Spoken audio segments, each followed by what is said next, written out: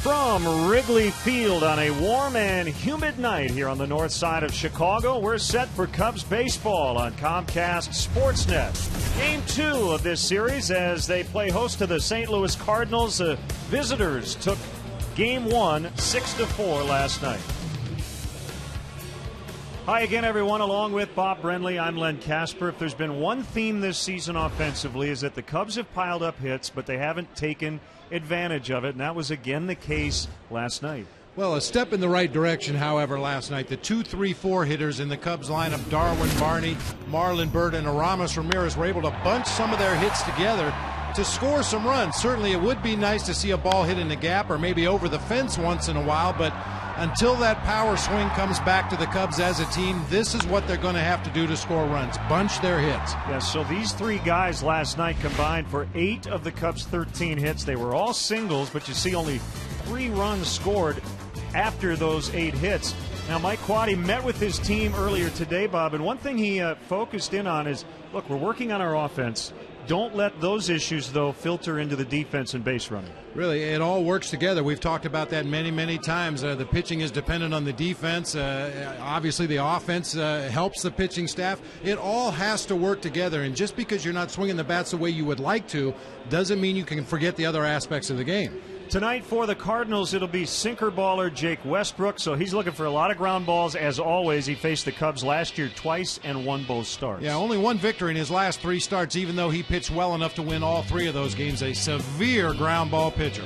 Matt Garza still looking for his first win at Wrigley Field. It's his second career start against St. Louis, but the first time was 3 years ago. Yeah, we don't even include that. 1-2 over his last 3 games, but he's pitched well enough to win all 3 of those games as well. One bad pitch each time has really hurt him. Cardinals are in first in the National League Central. The Cubs come in 4th.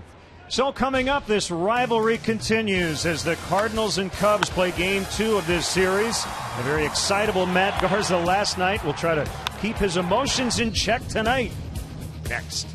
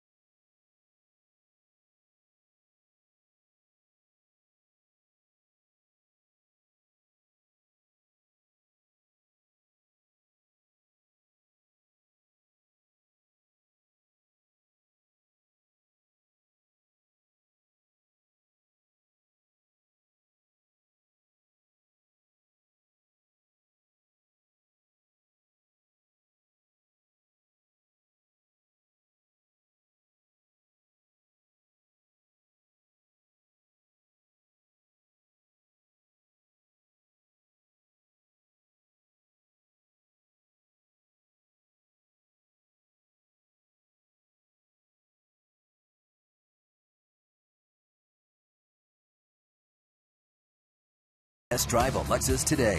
Blue Cross and Blue Shield of Illinois. 75 years of being right here in Illinois means no one's closer to your wellness.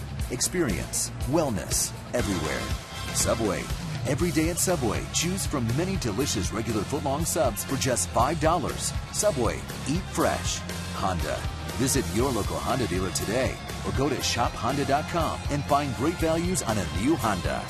AT&T Ubers. Find out more of what's possible at att.com. AT&T. Rethink possible. And by Southwest Airlines' new Rapid Rewards. Unlimited reward seats and no blackout dates.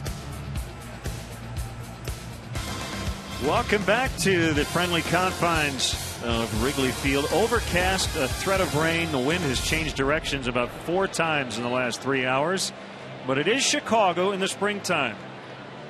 Well, as we thought might happen when you have a strained groin and you're a catcher and you squat for a living, Giovanni Soto is on the 15-day disabled list.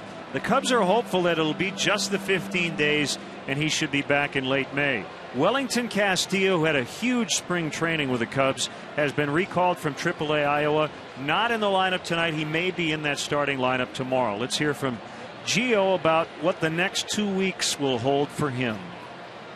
Wasn't that bad, you know. It's a 1+ out of, you know, doctors, but you know, for right now, just try to get better. They say 15 days is going to be plenty, so you know, I'm going to spend you know, a couple days here. When the team leaves, I'm going to go down to Arizona. I think it's the best decision, going down there, taking a couple of treatments a day to you know, come back as fast as I can.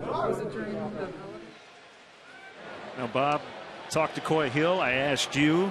It's an unusual injury, but it sounded like Gio just kind of slid one leg and the other one didn't move a whole lot. Yeah, when I talked to Gio, he got out on the right shin guard, and you actually slide on those shin guards. He got the right one out to the side. He slid out on the right one. Unfortunately, his left foot stayed planted behind the plate and put that stretch on the groin muscle, and he was in obvious pain immediately afterwards.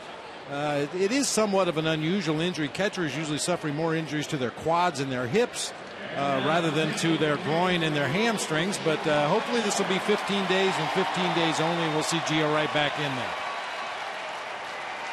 So the Cubs take the field behind right-hander Matt Garza, still seeking his first win in this venerable ballpark.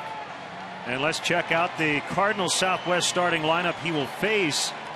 We will not see Tony La Russa in this series because of the shingles he has been battling. He's going to miss this entire road trip. The former Cub Terrio leads it off. Rasmus Pujols with a season-best 4 hits last night. Matt Holliday still leading the majors in batting average. Lance Berkman's in right. Gerald Laird, his first start of the series. Nick Puntos at second. Daniel Descalzo had the game-winning hit in the 8th off Kerry Wood. And Jake Westbrook's the pitcher. Take a look at the Cubs defensively tonight. Soriano in left, Bird in center, Fukudome over in right field. It'll be Ramirez and Castro on the left side of the infield, Barney and Pena on the right side. As we just mentioned, Coy Hill doing the catching tonight, and our Lexus pursuing perfection starting pitcher, right-hander Matt Garza. 1-4 record on the season.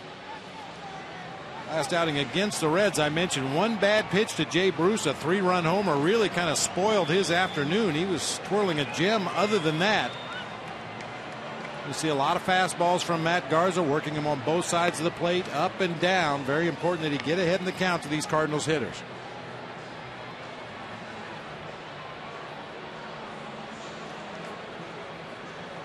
Garza taking his final warm-up tosses. We'll look in on the umpiring crew. In his 28th year, the crew chief Dana DeMuth will call the balls and strikes. Kerwin Danley's at first. Paul Nart is at second, and Doug Eddings over third. Very small strike zone last night from Doug Eddings. We'll see what Dana DeMuth looks like tonight. And the strike zone, in my opinion, is more important for Matt Garza than it is for Jake Westbrook. Jake Westbrook is just going to pound that sinker in the middle of the plate, let the downward movement get the ground balls that he's looking for. Matt Garza, more of a strikeout fly ball type pitcher. He's the guy that's going to have to work the corners. Boo Bird's out again early with the former Cub Ryan Terrio. They are not going to let him off the hook for his comments when he got traded from the Dodgers to the Cardinals about this Cubs-Cardinals rivalry. Well, nor should they, Len. I mean, that's in the fans' Bill of Rights. When a player leaves a team, you leave and you're appreciative for your time you spent there. You thank the fans, you thank the organization and your teammates, and you move along. And the first pitch is in there for a strike on a fastball at 94.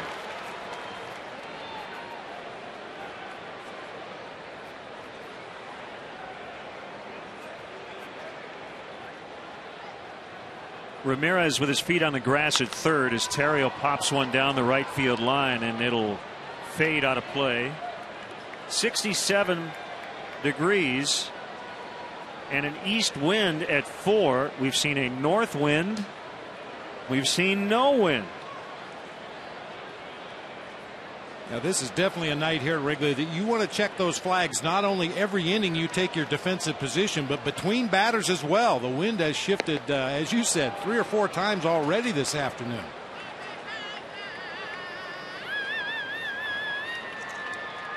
It was in the 80s when I got to the ballpark a few hours ago. 1-2 is way outside. Cardinals lead the Reds by a game and a half. Cincinnati lost in Houston today on a Hunter Pence game-ending RBI double in the bottom of the 9th. 4-3 Astros. Milwaukee lost, so they dropped into 5th. The Cubs are all alone in 4th.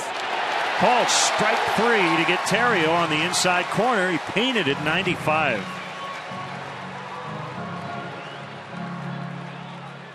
I mentioned it in the ball game last night, Len. I really think he was working a little bit too hard on Ryan Terrio. We know from past experience, if you get Ryan Terrio to hit the ball in the air, he's probably going to make an out. Just pound him up high in the strike zone with good fastballs, let him hit it in the air, and move on to the next hitter, Colby Rasmus.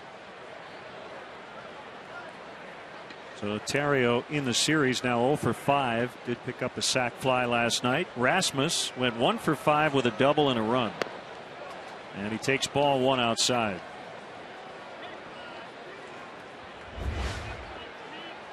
Brewers got pounded by the Padres 13-6. Padres scored 13 runs. They did on wow. 23 hits. How about that? That's about 5 games worth of runs and hits.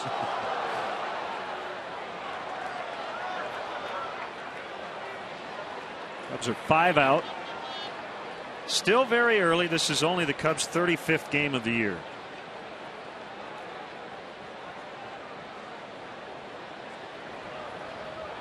But they need to play a lot better at home. They've lost 8 of their last 10 here at Wrigley Field.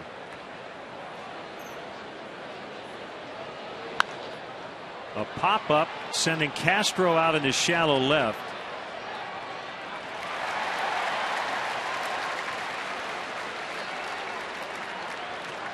Mike Quade had really good stuff today in the meeting with the media. And talking about Starlin Castro and just the fundamentals defensively for this entire team.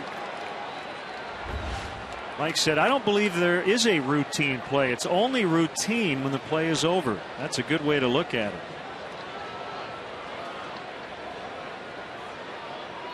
Pujols with 4 hits last night, a season high. And he takes it low for ball 1.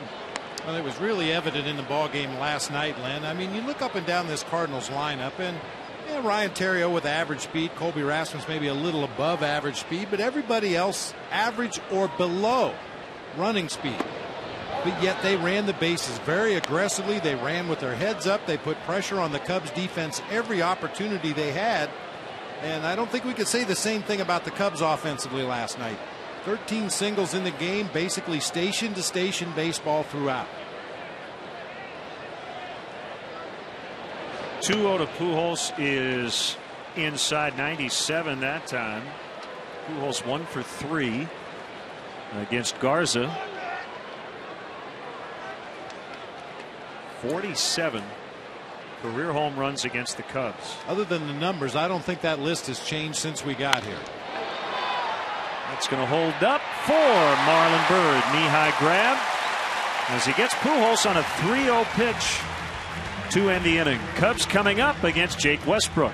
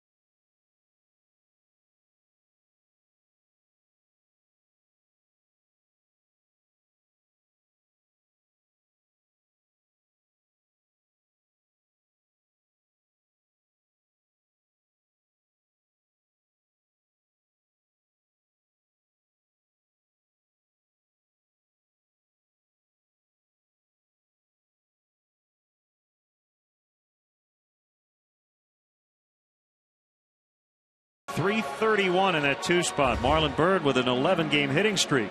Ramirez, Pena, Castro moving up a spot in the middle. Soriano, Coy Hill, and Matt Garza rounded out against Jake Westbrook, who's ready to work. Guess what? A sinking fastball. What a shock. First strike. Nope, ball 1 outside. Yeah, you'll see a lot of those sinkers, cutters, an occasional slider, an occasional straight changeup, but he lives and dies with that sinking fastball in the upper 80s, low 90s.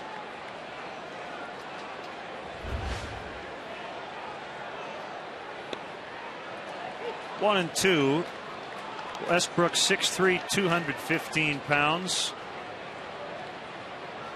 Cardinals got him from Cleveland as part of a 3-team deal back at the trade deadline last year. 33 years old, born in Athens, Georgia.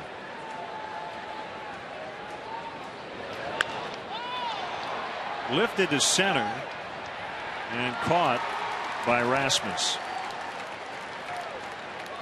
Take a look at the rest of the Cardinals on defense tonight. Same lineup as last night. Holiday, Rasmus, Berkman across the outfield. Descalso, Terrio, Punto, and Pujols across the infield. The difference behind the plate, Gerald Laird doing the catching tonight for Jake Westbrook. Yadier Molina with a day off today.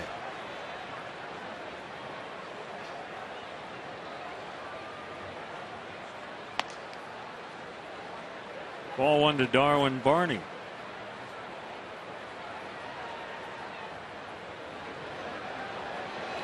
Another Jake will make his much anticipated season debut later. We'll keep you posted as the White Sox are in Anaheim.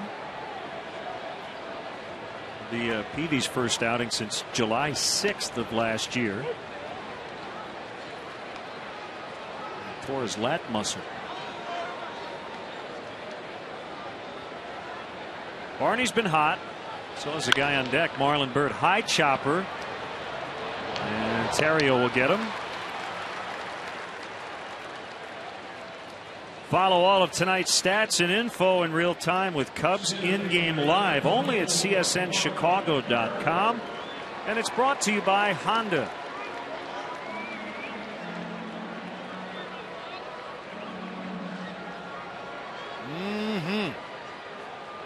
That is a happy camper right there.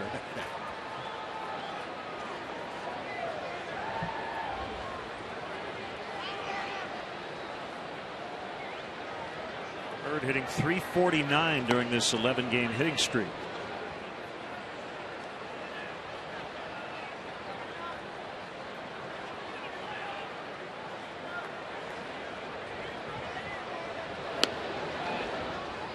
Having the count 2-0 with Ramirez on deck.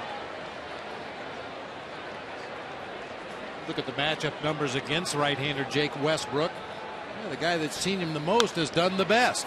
Hard ground ball at second. That should do it. Carlos Pena with 32 at bats against Westbrook has had some pretty good success. We won't see Pena at the dish until the bottom of the second. After 1, we're scoreless from Wrigley.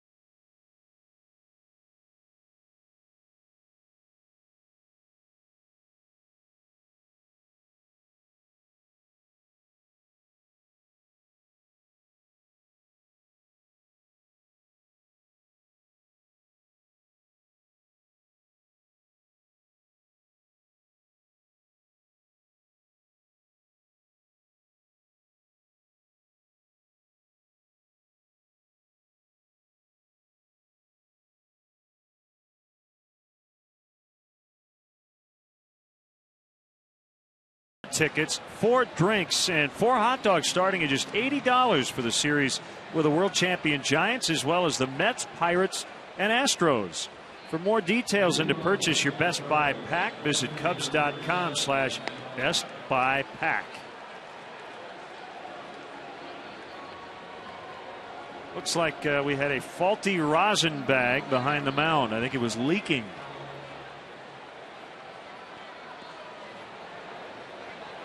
So a replacement rosin bag is always on hand. Danny Mueller taking care of that. Just get a little TV time for Danny. That's all that was. And that rosin bag is basically just made out of a sanitary sock filled with rock rosin. You bang it around a little bit so that some of it comes out through the sock, but sometimes those pitchers fire that rosin bag down on the back of the rubber, kick it around with their cleats, and they can spring a leak from time to time. There's Matt Holliday, still leading the majors in batting average. 1 for 4 with a walk, an RBI, a run, and he also struck out 3 times in the opener. Hitting .393 on the year. That includes .414 on the road.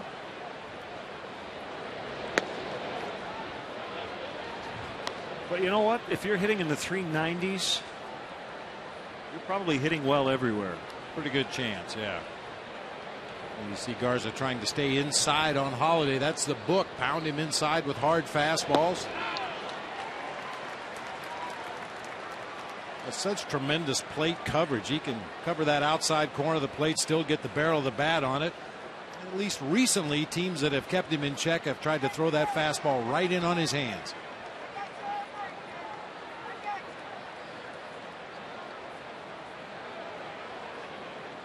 Go in again, and Pujols bounces it just foul.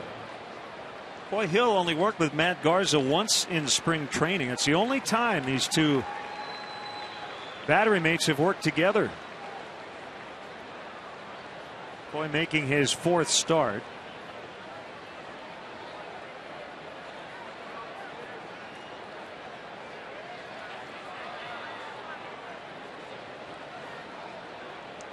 One and 2 to Holliday, and here it is. He got him. That was a changeup. I mentioned that Holliday handles the ball away from him very well. He also handles breaking pitches or changeups in the strike zone. This is a real good pitch from Matt Garza. Starts it at the bottom of the zone. Looks like a strike by the time it gets up to the hitting zone. Holliday right over the top of it. Wouldn't want to throw that pitch in the strike zone, however. That brings up Lance Berkman. 0 for 2, but he did walk twice last night. Scored a run without a hit over his last 3 starts, but he has sprinkled in 4 free passes.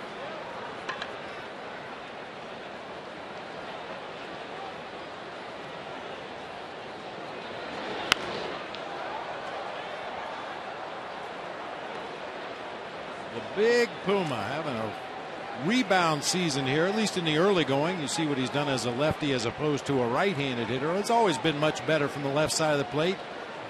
Has always had better power from the left side of the plate. Yeah, last year he hit 100 points better left-handed and hit 13 of his 14 home runs from the left side. That's up and in.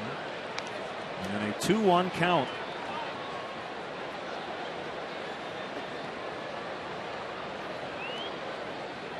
So far so good with the weather, but we could get wet at some point. We had a storm that came through the area probably an hour or so ago, and it just kind of split. The worst part of the storm went to the north of us. Some more of the storm went to the south, but we stayed dry here on the north side.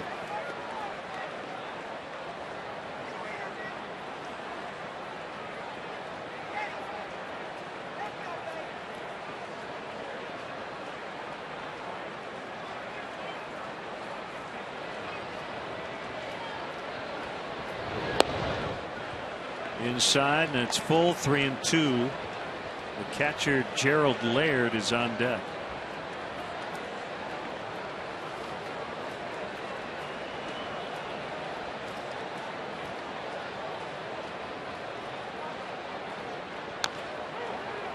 Workman fouled it off himself.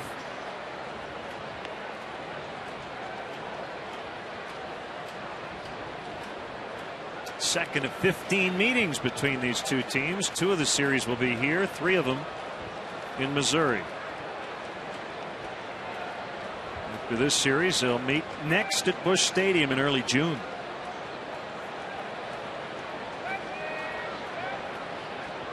Ready for another payoff pitch. Shallow left. Soriano on the move. Has it. 2 down.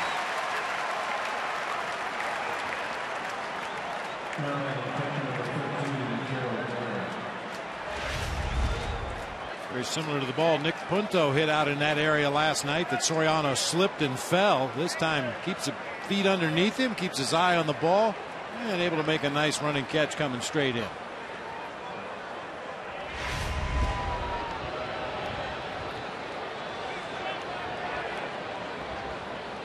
Here's Gerald Laird, first year in the National League after 8 in the American League. Cardinals have gone 7-1 in his 8 starts. One guy pretty familiar with Gerald Laird is his former hitting coach Rudy Jaramillo. They were in Texas together.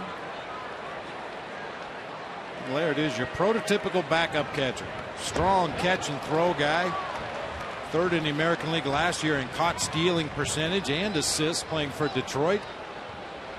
And as you can see, he's a big guy. He will occasionally stumble into one and hit it a mile.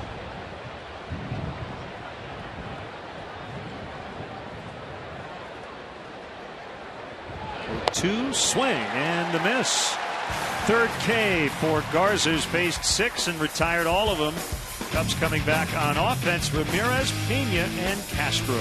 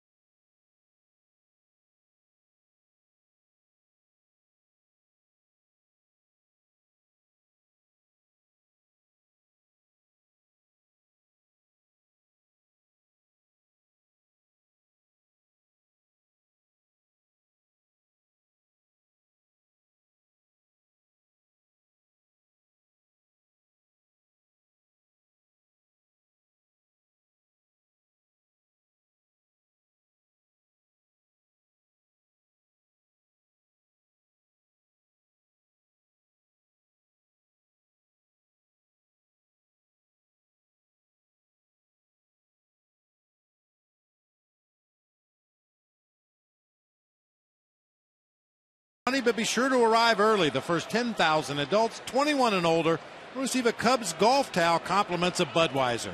For more information and to purchase tickets, visit Cubs.com. Aramis Ramirez 3 for 5 with 2 knocked in last night. Be followed by Carlos Pena and Starlin Castro. Foul pop right side back to the seats.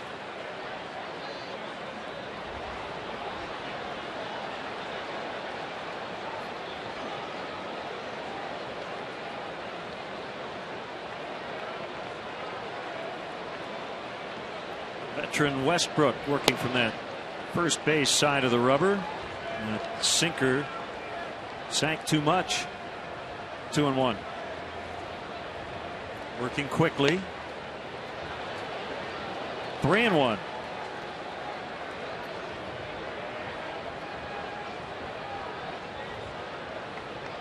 Got off to the slowest start of his career last year. And his 4th hit of this series. Nice play by Rasmus, and he holds Ramirez to a single. That was a sure double if Rasmus didn't play it cleanly.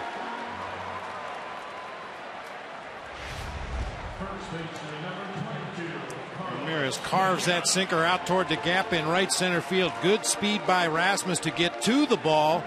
Good breaks to stop quickly and get off a strong throw back to the infield to hold Ramirez to a single. Hey, great to see Joel Quenneville. And blocked by one of his assistants, Stefan Waite, Mike Kitchen, Tim Campbell, all members of the Chicago Blackhawks coaching staff. I think Coach Q is tweeting. At the game, really good seats. Don't bother me for the next 2.5 hours. Well, I would assume a head coach in hockey is just like a manager in baseball or a head coach in basketball. You really never have off time. That phone might ring at any time of the day or night, any time of the year. Fires to put out. Talked about Carlos Pena. Good numbers against Westbrook. 32 at bats, 10 hits, 4 home runs.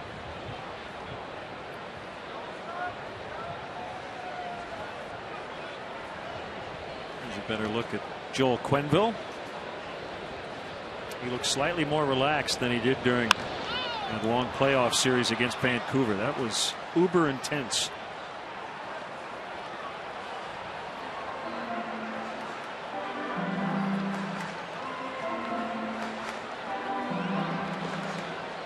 Tell you what, though, there's nothing quite like it, Len. Once you've been through that kind of pressure cooker, you can't wait to do it again. Blackhawks were oh so close, coming all the way back. Ramirez at first, nobody out. We're in the 2nd. And Westbrook's pitch is hit foul the other way. That's probably a good approach for Carlos Pena against that sinker, especially when Westbrook puts it on the outer third of the plate or out toward the outside corner. Any left-handed hitter that tries to pull that sinker, you're going to end up hitting an easy ground ball to the right side of the infield.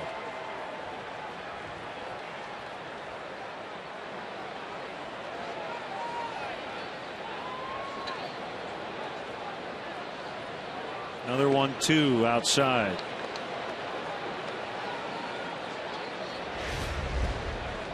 He's just steadily working away at that outside corner of the plate. That one drifted well off of the outside corner.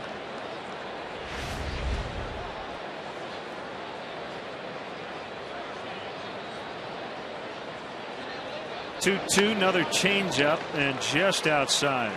Oh, a very keen eye by Carlos Pena. That pitch had a tail on it right at the end, which actually took it out of the strike zone. 3-2. Castro, he'll be next. Westbrook has actually been much better against left-handed hitters because of that sinker. Lefty's hitting only .234 against him. Righty's at .380. It's 3 consecutive changeups.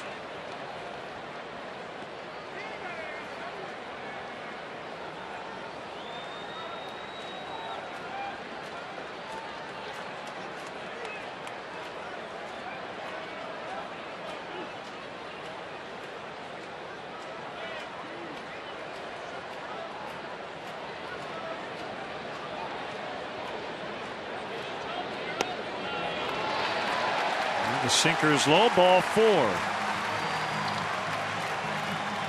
I have talked many times about the approach against a guy with such a heavy sinker like Jake Westbrook. Pretty simple, isn't it?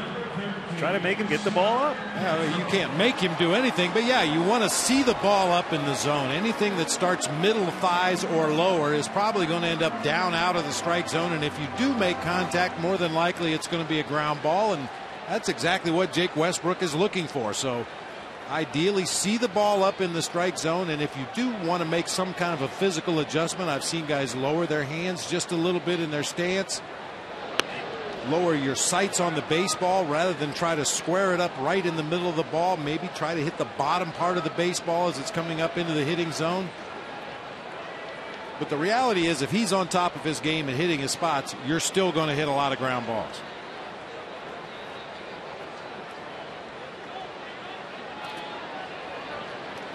One-0 pitch. Good take. Mike Quade has just pounded this home. I'm talking about Starlin Castro laying off pitches outside the strike zone. And I think it's more important for a guy like Castro to do that, Bob, because he makes such good contact. And when you make a lot of contact on pitches that are not very hittable, you make outs. Now, so much has been made about Starlin Castro moving up and down the lineup. What spot should he hit in? I really think it makes absolutely no difference to Starlin Castro.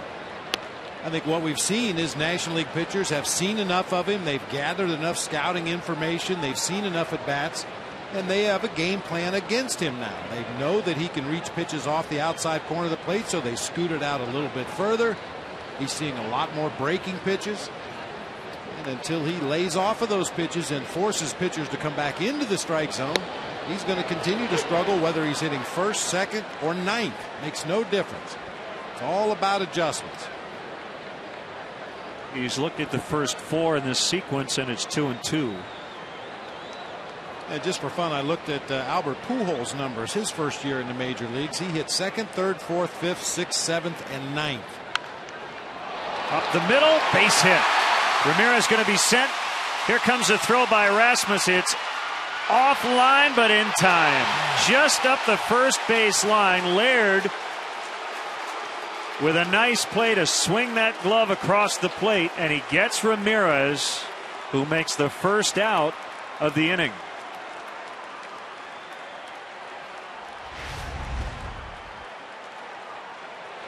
Got a sinker up there about mid-thigh, takes it right back up the middle of the field. Now that can't help but slow you down looking back over your left shoulder as you make the turn at third base. And a nice play, as you said, by Gerald Laird to take that wide throw. I didn't even think Rasmus was going to make an attempt at home plate. He kind of took a look to see where Ramirez was, made the wide throw to home plate, and they still had time to get it. Super slow-mo, the look. And Soriano will bat first and second. One out.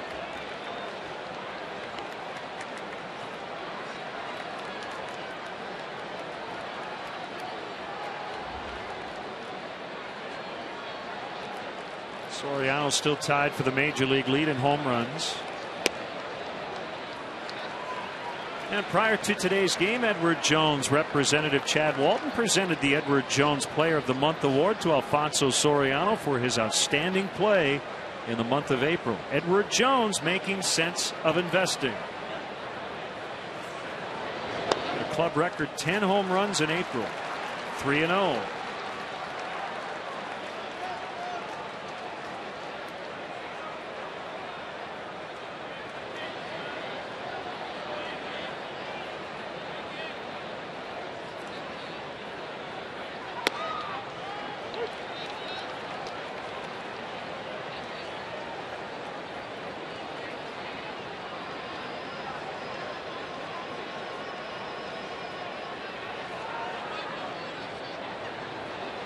The kick and the 3-1. Popped into short right center. Berkman underneath. Two gone.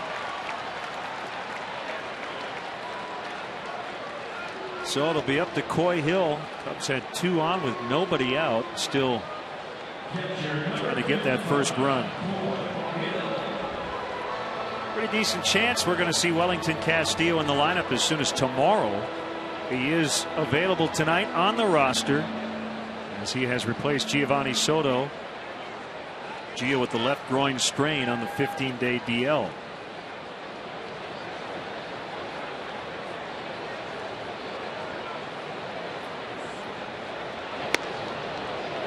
Mike Quade was asked today who would have been your emergency catcher if you got caught in a pickle in extra innings? And I don't even think if this guy knows that, but he said probably Reed Johnson. Jeff Baker's name was mentioned.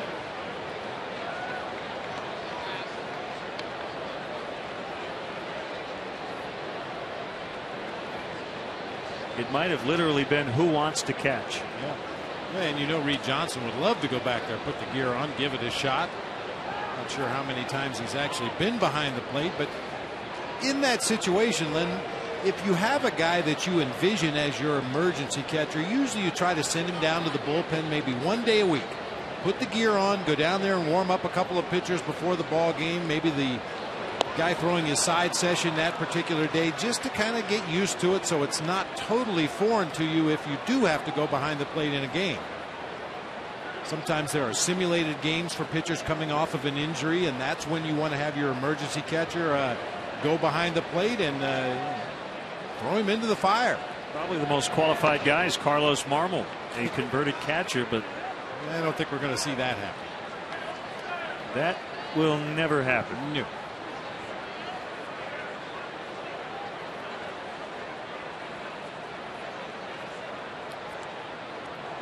Two and two on Coy Hill.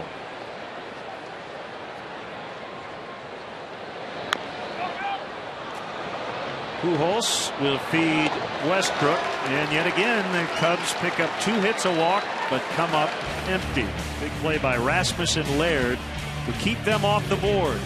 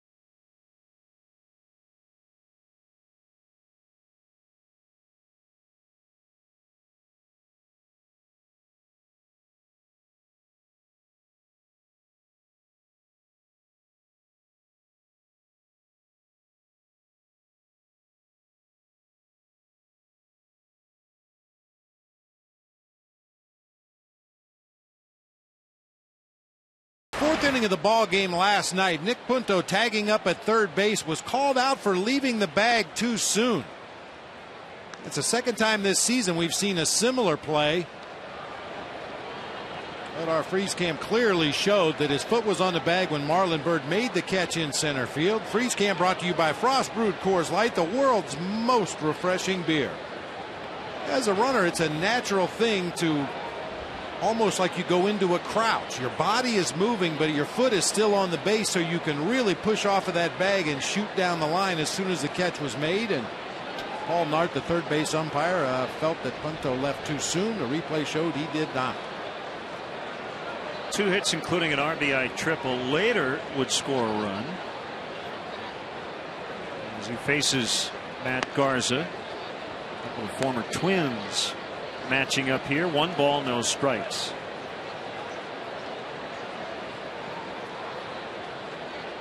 some news regarding the Cubs rotation. Randy Wells and Andrew Kashner both on the DL through live batting practice a couple of days ago in Arizona. And Wells tomorrow will pitch in an extended spring game. Kashner just a little behind. He'll throw another live BP session.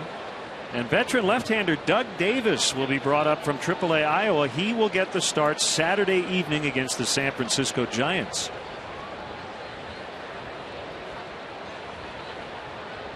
The Cubs will have to make a roster move on Saturday.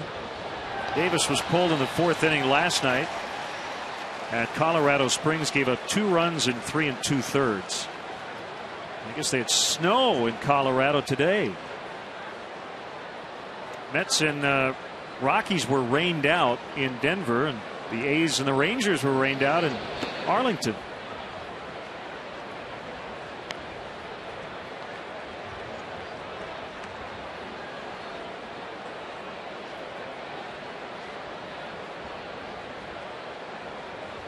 Cardinals offensive hero last night, Descalso on deck.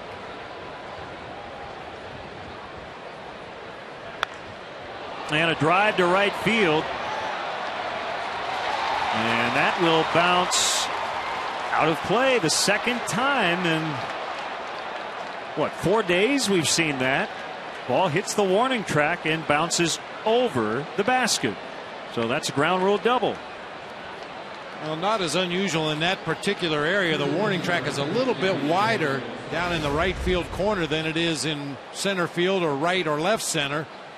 Punto got out in front of that ball, hooked it down into the right field corner. No chance for Alfonso, or rather for Kosuke Fukudome, who was shading over into the gap in right center. We talked about it last night. The Cubs had an exaggerated reverse shift on Punto in the outfield, with Soriano guarding the left field line, Bird over in left center, and Kosuke Fukudome over toward the gap in right center. That time Punto beat the shift.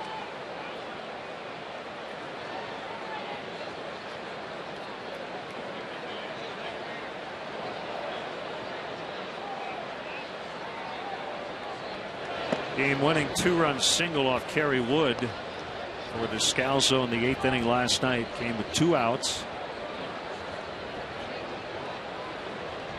Filling in for David Freese, who's on the DL. Plays second and third. And here's the 1-0. That's low. 2 balls, no strikes. Not a bunting spot because the pitcher's on deck.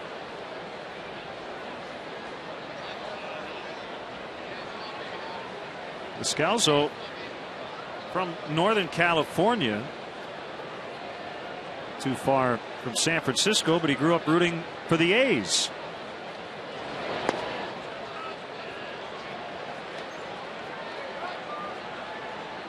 Three and 0. As we mentioned, Tony La Russa will not be here this week. He'll also miss the Cardinals weekend series in Cincinnati. The bench coach Joe Patini is the acting manager.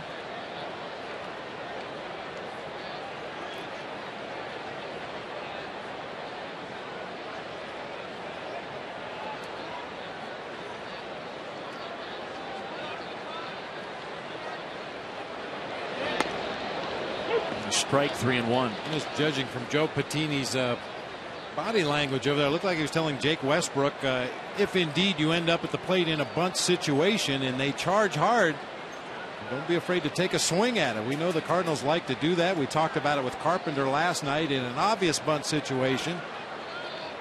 We have a very specific game plan as Descalso takes the walk, and now we probably will see a sacrifice bunt from Westbrook.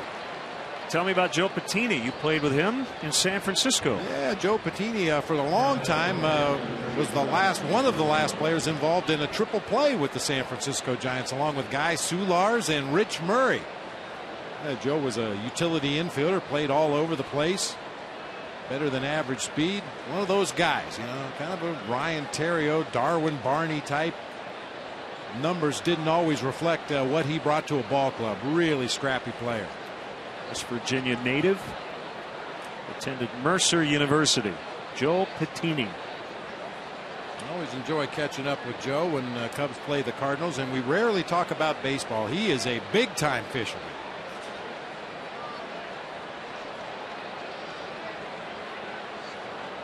Cubs have their corner men in. That's what the Cardinals do. They show bunt initially, they pull it back, and then either bring it back around a second time to put down the bunt or possibly go ahead and swing away depending on what the corner infielders do.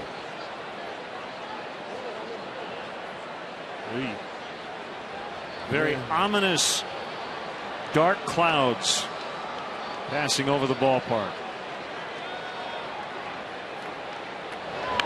There's the bunt and a beauty by Westbrook.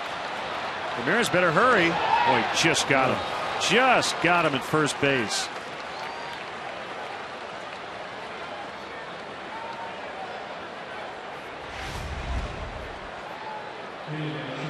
You have to make an immediate read as a third baseman. You have to know the skill of your pitcher on the mound. You see Garza falls to the first base side a little bit on every delivery, so just about any bunt to that third base side, Ramirez is going to have to come in and make the play.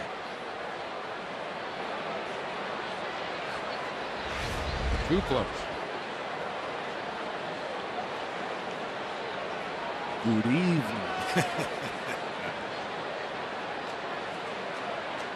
Svengoolie in the ballpark. Wow. Second and third, it's Terrio with one out. Corner men still in. They're back up the middle. Well,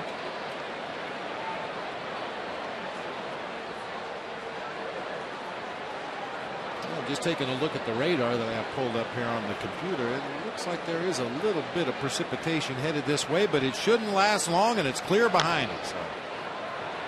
That is foul, picked up by Coy Hill.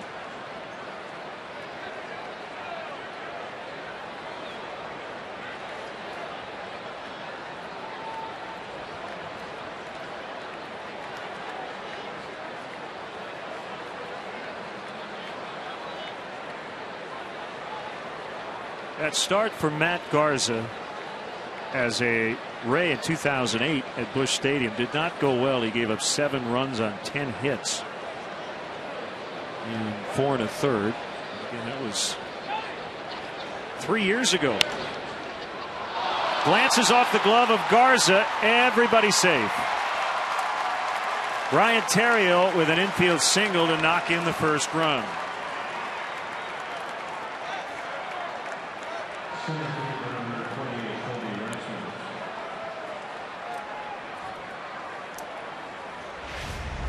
We just mentioned it on the play before. Garza has a tendency to fall off to that first base side. You see he tries to reach back with both hands just to knock that ball down, keep it on the infield. Unfortunately, got away from him far enough for Punto to come down the line and score the first run of the game.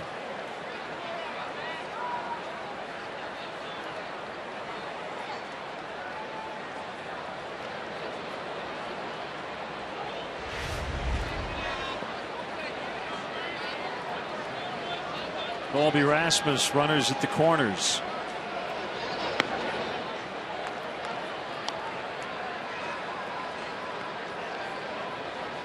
Popped to short his first time. Terrio not running nearly as much this year as he did in his time here with the Cubs, but he is perfect on the season. 4 for 4 in stolen bases. Big rip, and he missed it.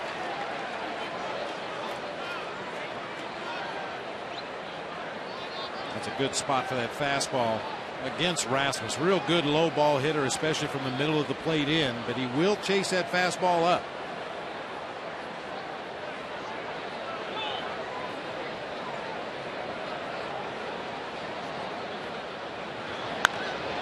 Line shot at Pena, double play as they get Terrio. That ball was rocketed right into the midsection of Pena, who turned the easy unassisted double play. The Cardinals get one. That's it. Bottom 3, 1-0.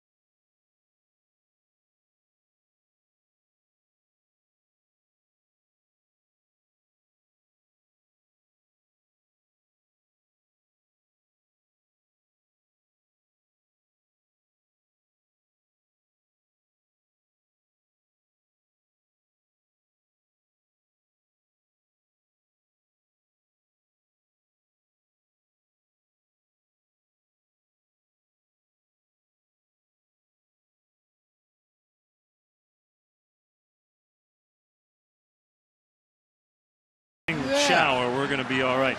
The wind kicked up like you would not believe, and then it started raining. Bob, that's the quickest I think the umpires have called the players off the field from the time it started to rain until the time we went into a rain delay.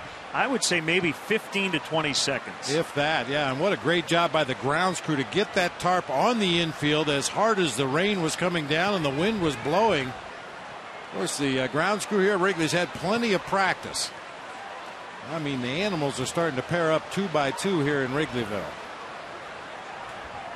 So this will be over in what, 6 minutes? What do you got? 6 to 10, yeah. So we will be under a rain delay. And, well, I give Roger Baird and his crew a lot of credit for getting the tarp on the field. It's not easy to do in the heavy rains that we're seeing.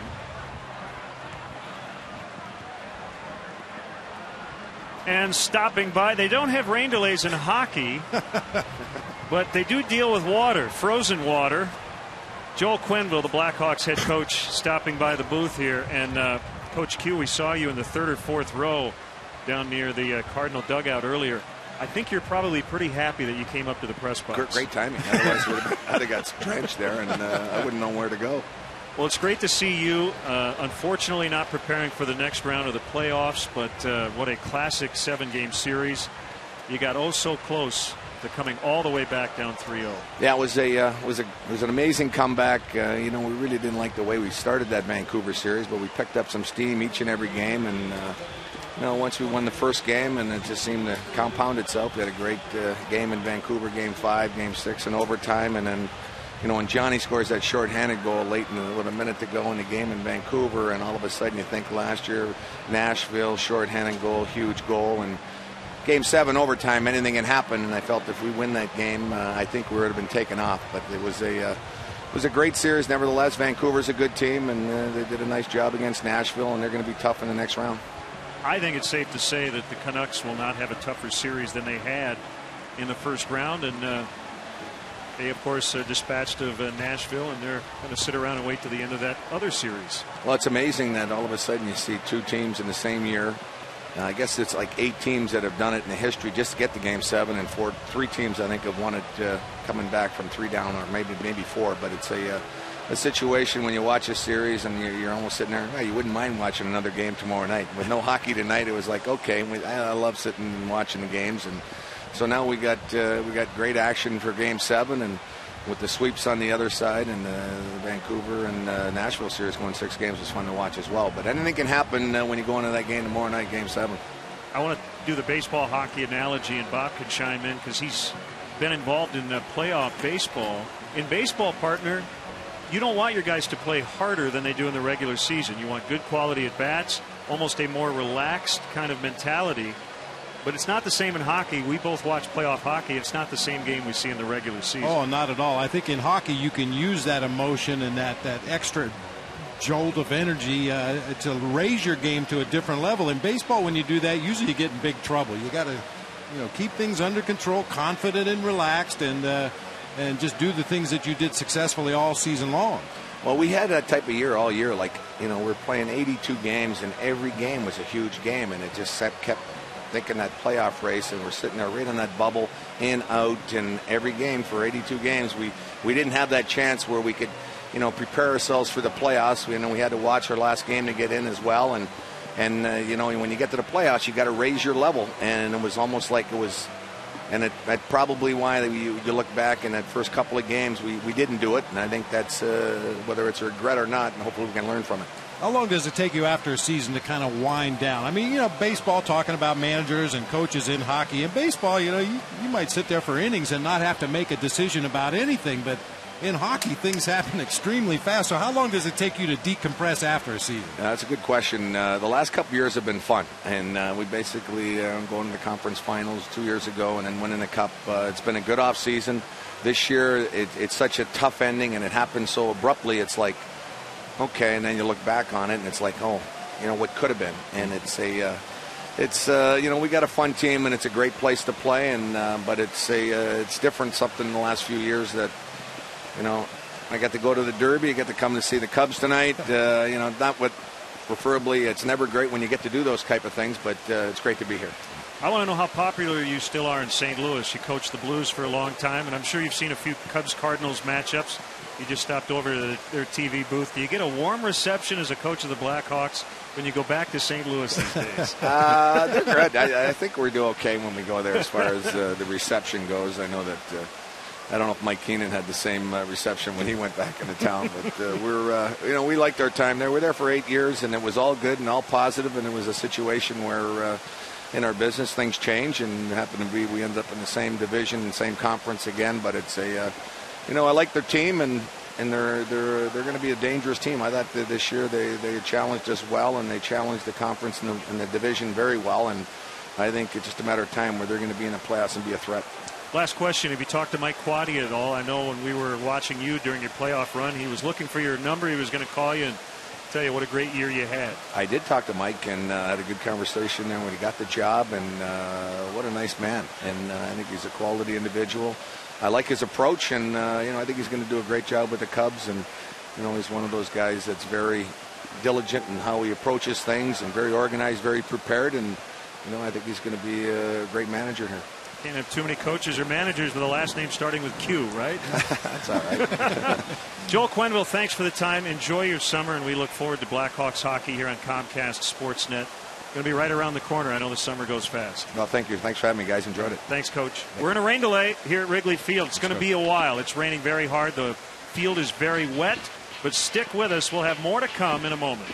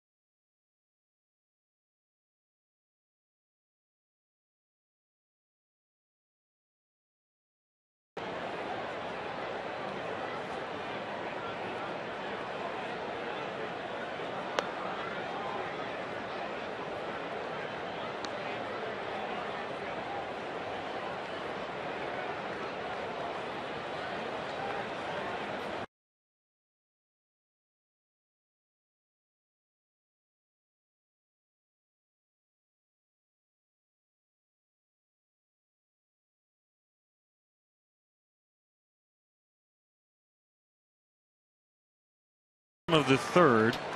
In the middle of the inning, a torrential downpour, a rain delay that ended up lasting about 50 minutes. And here we go as Matt Garza takes ball one from Jake Westbrook. Both starters remain in the game after the delay.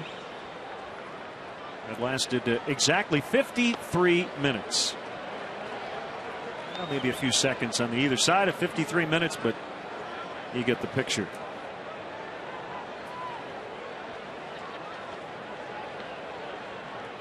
2-0 pitch is a strike, 2-1. Still some lightning in the area, but it looks like it's mostly over the lake at this point. Garza late on that swing, got his first major league hit in his last start. Looking to extend that hitting streak. He also scored a run on a pass ball after he reached on his first base hit. Swing and a miss for strike three. This was from about 2 minutes ago, as the Cardinals were getting ready for the bottom of this inning. Wow. Quite a light show. Westbrook's first strikeout, back to the top, and Kosuke, who flied to center in the first inning.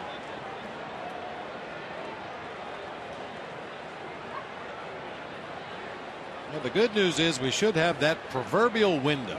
It looks like it is big enough to finish this ball game without further delay. Back up the middle for a base hit.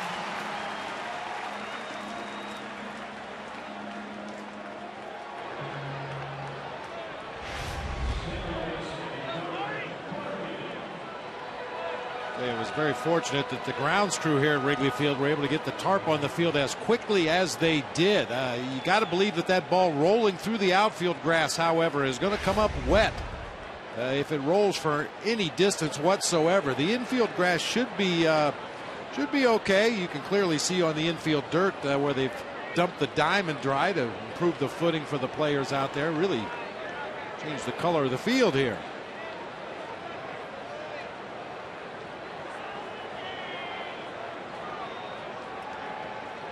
Cubs had a golden chance in the second inning, 2 on, nobody out. But Aramis Ramirez was gunned down at the plate on a single by Starlett Castro. Wind has shifted yet again, coming out of the southeast now. Started with an east wind.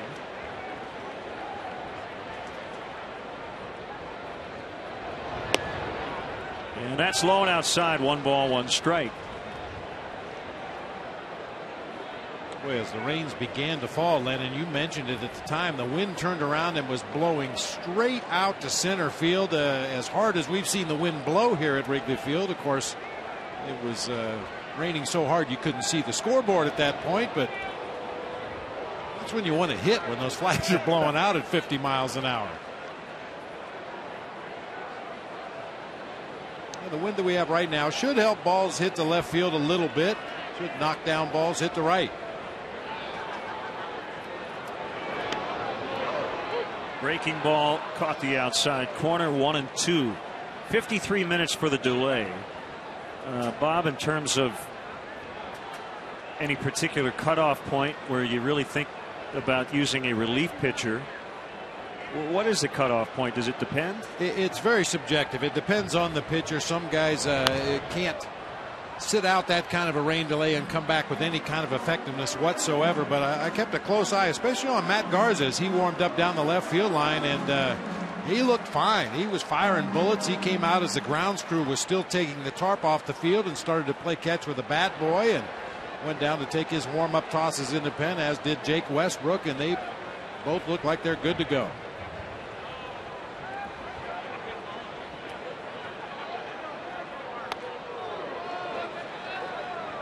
Inside, 2-2. And certainly the where you're at in the ball game makes a big difference as well. Neither pitcher had thrown that many pitches up till the time of the rain delay, so I think they should both be able to go as deep as their managers need them to. Base hit into right. Ukadome will slide into second. Ahead of the throw from Lance Berkman. Back-to-back singles with 1 out, and it'll bring up Marlon Byrd. You know, just as big a concern, Len, is your position players, making sure that they got adequately loose before restarting this ball game. Saw the entire Cardinal team come out as a unit and ran some sprints down that right field line. The Cubs kind of trickled out one at a time. They got their running in. They played a little catch, and hopefully they keep their legs underneath them, as footing figures to be a little treacherous in some spots on the field right now. Bird 0 for 1. Showed bunt with Descalzo back at third and took ball 1.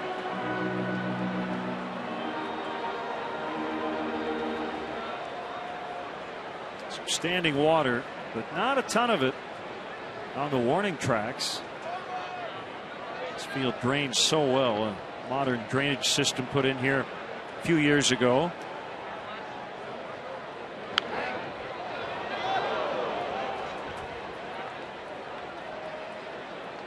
Well, before the playing surface was changed, it probably would have taken us another half hour to get this field ready.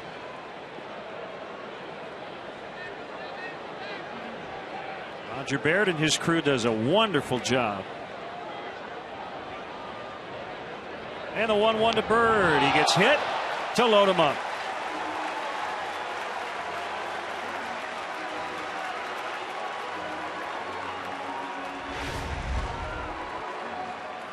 I guess command is the thing you worry about the most when your pitchers sit out a 53-minute rain delay, and Jake Westbrook lets that sinker get away from him. Plunks Bird on the left thigh to load him up for Aramis Ramirez with 1 out in the inning.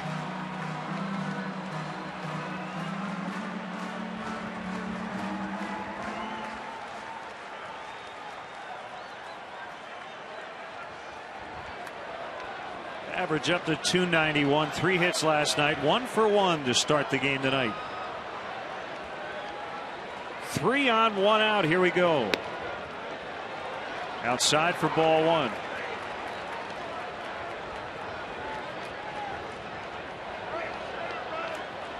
We talk a lot about how the wind here at Wrigley affects the batted ball. Also, it affects the thrown ball.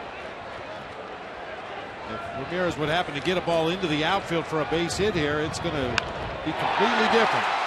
That'll be a base hit. Holiday plays it on the bounce. Everybody advances 1 base. A very wild throw all the way to the catcher. They remain loaded as Ramirez ties it up. Fukudome in. It's 1-1. RBI single for Ramirez, and that's exactly what I had started to talk about. A clean base hit into left field to Matt Holliday. His throw to home plate got about halfway there and took a right turn toward the Cubs dugout. Ramirez goes down, digs out that sinker into left field. Holliday had to hold his ground, and you can see that throw well offline and pushed further into foul territory by the breeze.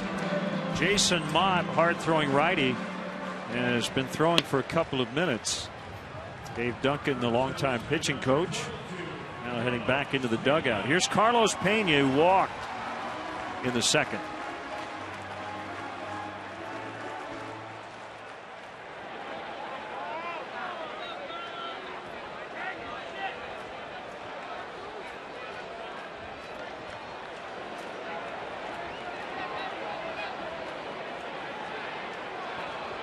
Barney at third, Bird at second, Ramirez now at first after the RBI single to tie it up.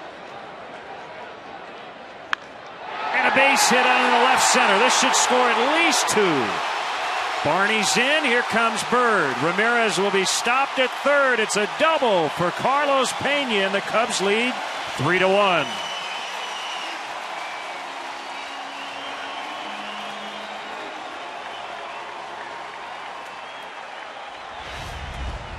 What a great approach by Carlos Pena. We talked about the success he's had against Jake Westbrook, going to the opposite field all the way with that sinker down and away from him. Splits the gap in left center field, rolling all the way to the door in left center field.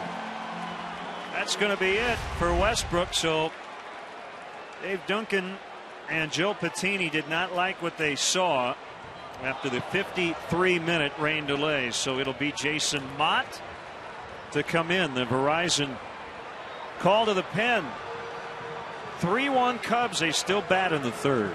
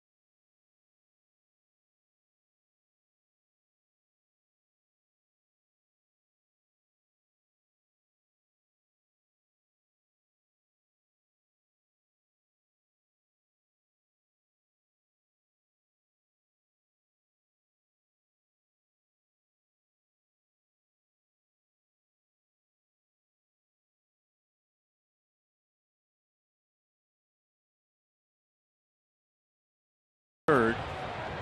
Was still only one out. 4 hits and a hit batter in the inning. All coming with one out.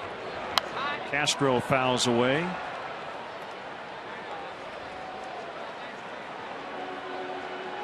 It is lightly raining again.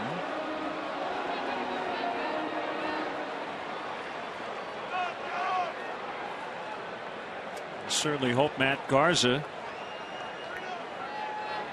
will basically have to wait an hour before resuming. Will be a lot more effective than Westbrook. Base hit center field. One is in. A ball gets past Rasmus. Rolling toward the warning track. Castro rounding second on his way to third. And the relay dropped by Nick Punto.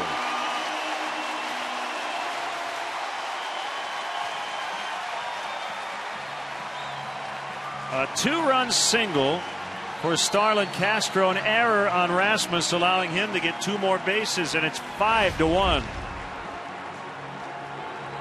By facing Jason Mott, takes the guesswork out of it. Starlin Castro not going hard out of the box. Did pick it up as he got down to first base and was able to advance on to third with 1 out in the inning. And you send a big league hitter to the plate, and you've got one thing to look for. They're going to hit it hard.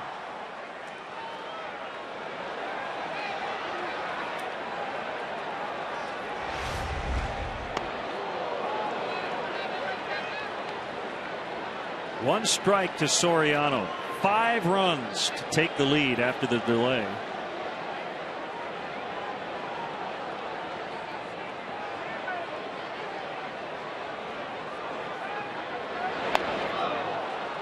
Oh, 2, 97 that time from Mott.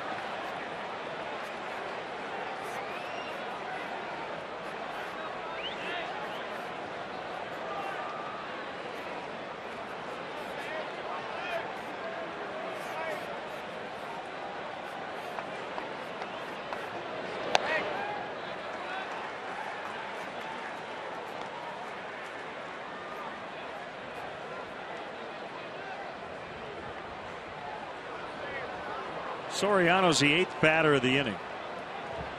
Infield still in. Castro the runner at third. There it is. And a base hit for Soriano. Not hit terribly hard, but he got it by the pitcher and the diving second baseman Nick Punto. 6-1.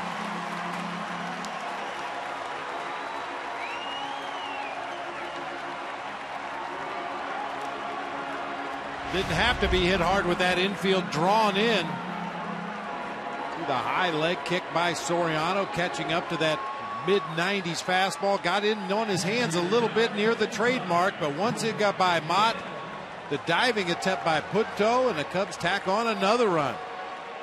Well, this is very good to see. The Cubs hitting with runners on base and in scoring position. 7 in a row have now reached.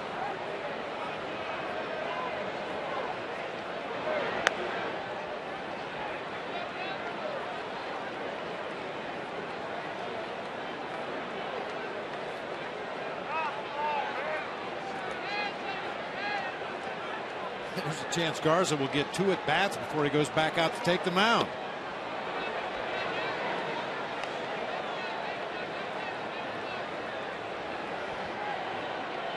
And that's on deck behind Coy Hill.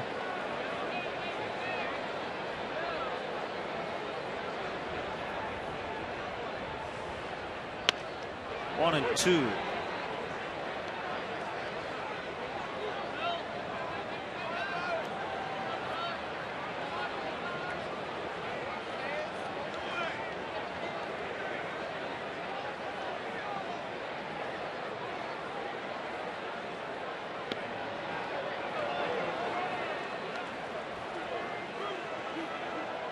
Maybe we need more rain delays here at Wrigley. The Cubs jumping out of their shoes at the plate. We're in the bottom of the third. 6 hits, 6 runs. Foul tip, strike 3. Here comes Garza for the 2nd time in the inning.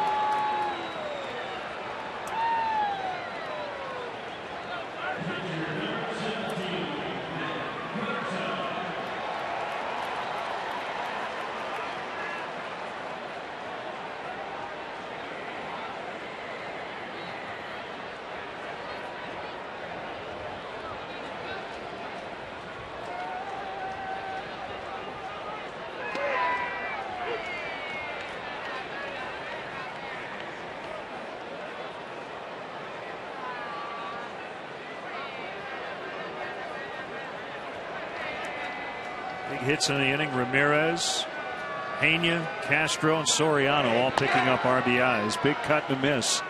0-2. Ramirez tied it. Pena gave them the lead with the first extra base hit for the Cubs in this series. They have 21 hits, 20 singles and 1 double. Moral victory there by Matt Garza, catching up to that mid-90s fastball and fouling it off. Took a number on the scoreboard. I love that.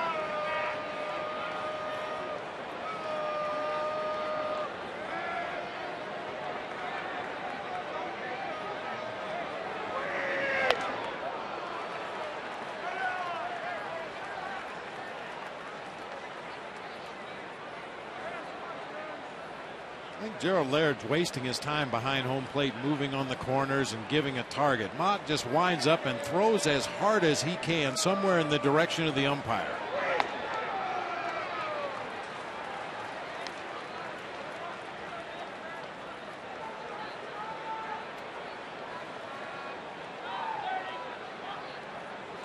Talk about Matt Garza having a lot of energy. Jason Mott bouncing all over the mound, tugging at his cap.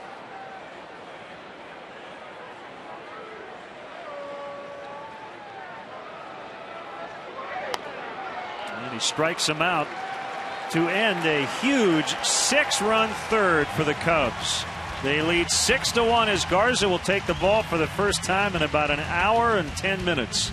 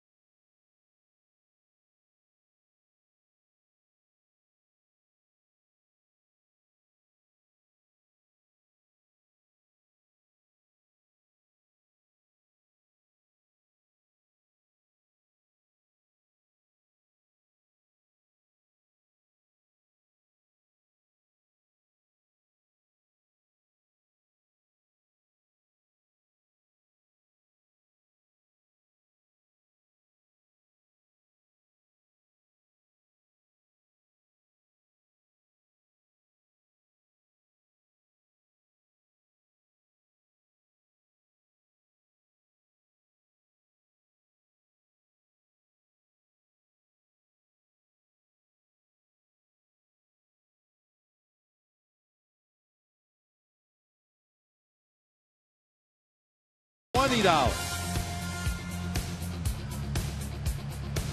Time for our AT&T trivia. 13 years ago tonight, Gary Wood broke the record with 33 strikeouts in 2 consecutive starts. 4 pitchers previously held the record with 32.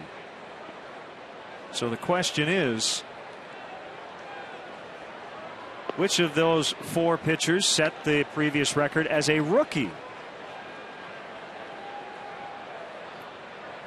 All right, you've got a 25% chance. Nolan Ryan with Anaheim, or the California Angels at the time. Randy Johnson with Seattle. Dwight Gooden with New York. Louis Tiant with Cleveland. I think it was Doc. I'm guessing Doc I'd go with Dwight Gooden.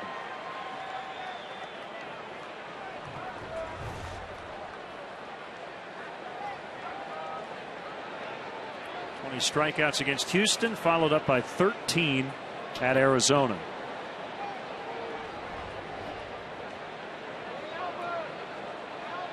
Well, I think we're all curious to see how Matt Garza pitches. Jake Westbrook really struggled coming off the delay.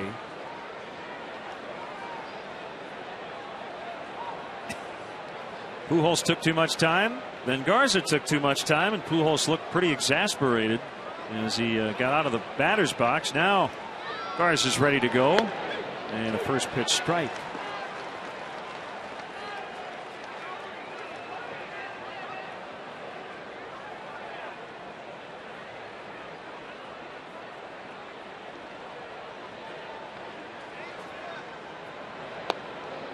Changeup taken low.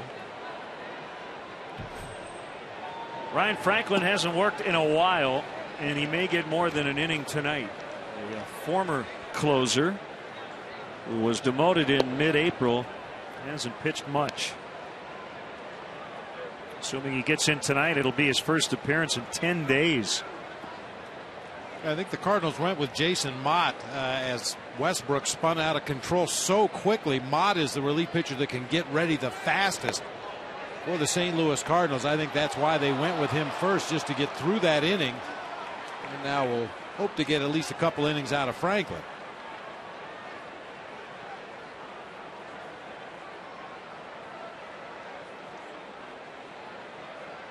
Cardinals lead the majors in runs, so 5-run lead not quite as comfortable against them than it is against somebody else. Curveball, strike. Pujols didn't like it. Dana DeMuth made the call from behind the plate. Starts about shoulder high, ends up maybe around belt high. Take a look at it on pitch tracks, right at the very top of the strike zone, although you rarely see breaking pitches called at the top of the strike zone.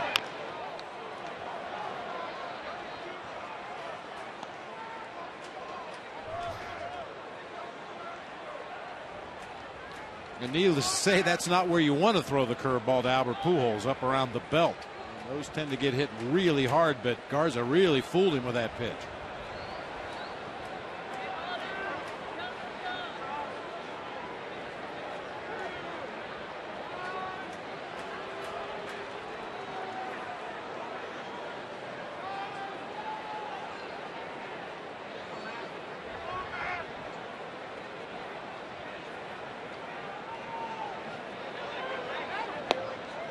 All 4.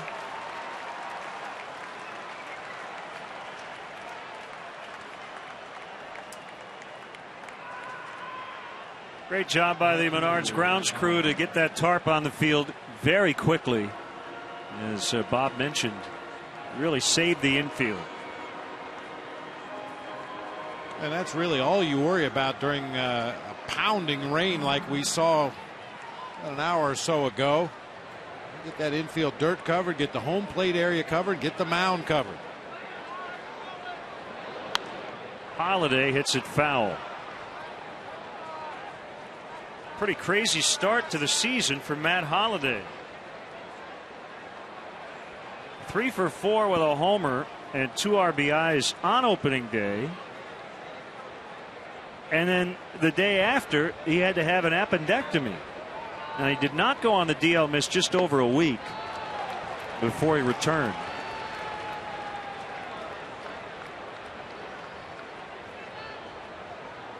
Batting average way up over last year at this time. Our numbers identical with the home runs.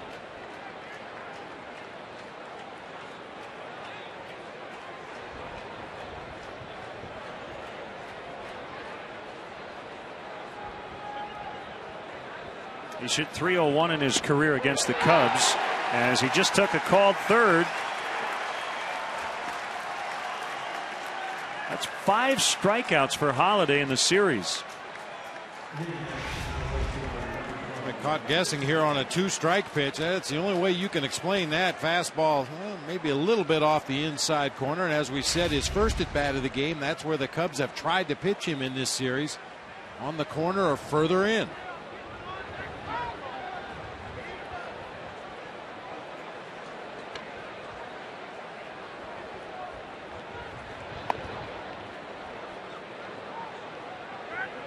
Registered at 99 on our gun. He's throwing hard. That might be a little bit hot.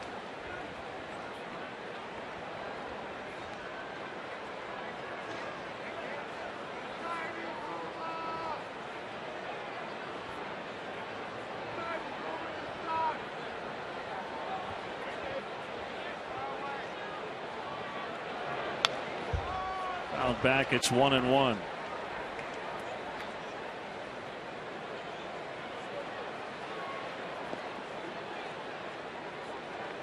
But it's the kind of night, Len, that both teams here at Wrigley Field are at somewhat of a disadvantage as opposed to a lot of ballparks around the major leagues where during a rain delay you can go down to the batting cage, take some cuts.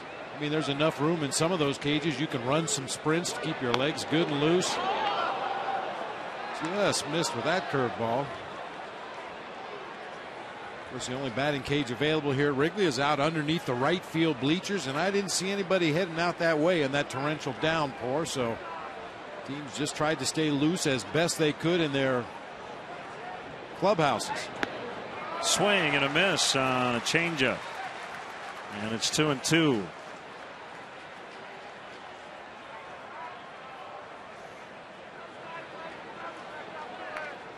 The Indians watched their 14-game home winning streak come to an end tonight. They were dominated by David Price. Tampa Bay 8 and Cleveland 2.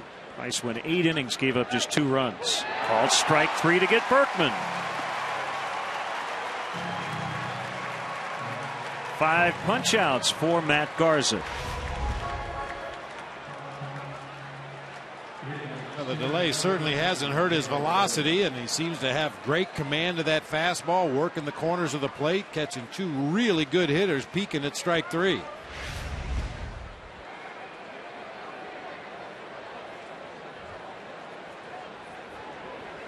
Pujols is still at first as Gerald Laird bats with 2 outs.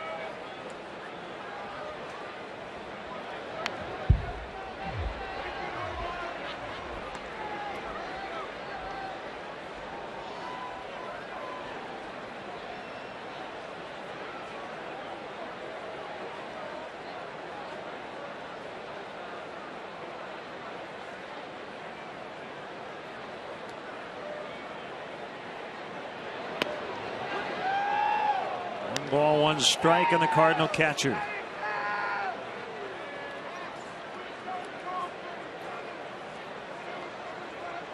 Garza leads the majors with 11.69 Ks per 9. Just in terms of racking up strikeouts, ranking 4th in the majors with 58 coming in. He has 5 tonight.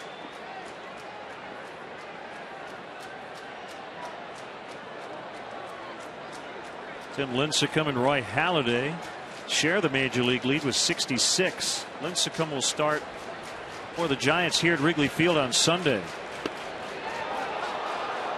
Just missed the corner. It's 2-2. Didn't miss by much. Pounding that ball in on Gerald Laird right there. Mentioned before, he's your prototypical backup catcher. Big long swing. Usually does damage on breaking balls in the strike zone or mediocre fastballs out over the plate where he can extend his arms. So Garza, like he's done to a lot of hitters in this Cardinal lineup, trying to crowd him inside.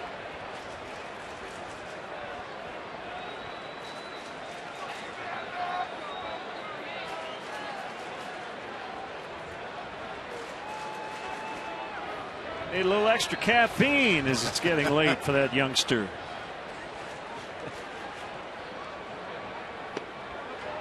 Didn't bite on the slider, and it's 3-2 with 2 outs. Pujols will be on the move.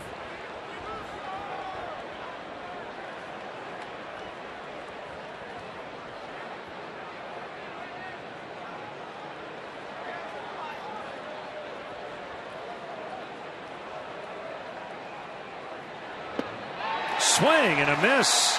After the leadoff walk, he strikes out 3 in a row, and he's excited as always. 6-1 Cubs midway in the 4th.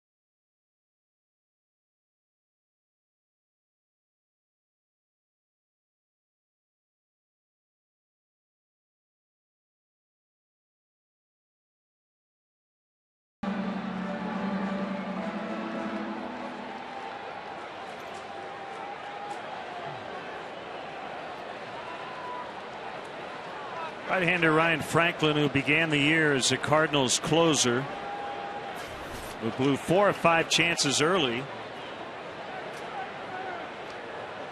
And he pitches here in the 4th inning with his team trailing 6-1. How many pitches does Ryan Franklin have? Well, let's count them up here on Fangraph. Fastball, slider, cutter, curve, changeup, split finger, and the old double X, which apparently they had trouble identifying. I think he does throw a knuckleball as well.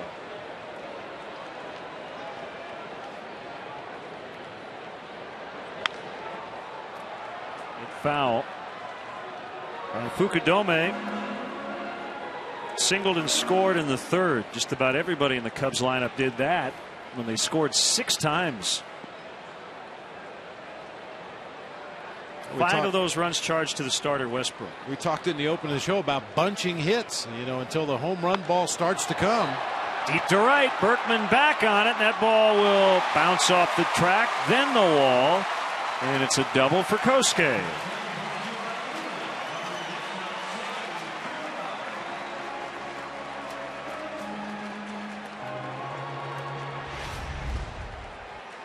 It appears that's where Berkman's inexperience in the outfield, especially here at Wrigley, came into play a little bit. He gave up on that ball rather quickly, thinking it was going to hit the vines and come right back to him. Instead, it hit the track first and then the wall. Kosuke chugs into second with an easy double.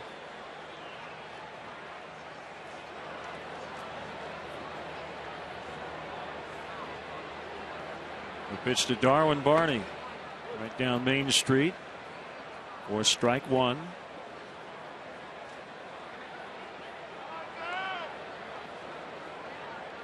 Barney can do backflips like Hall of Fame shortstop with the Cardinals Ozzie Smith used to do. Saw Barney do that in spring training. I don't know if his manager would love to see that again, but he looked pretty acrobatic. He was a high school gymnast.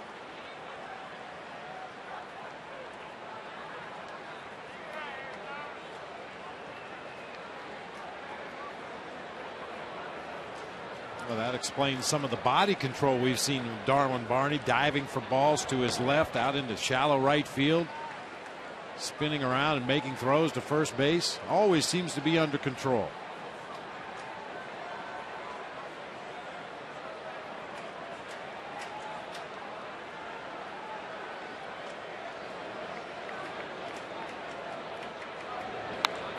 Well, he plays the piano. I wonder if he can play "I'll Tumble for You."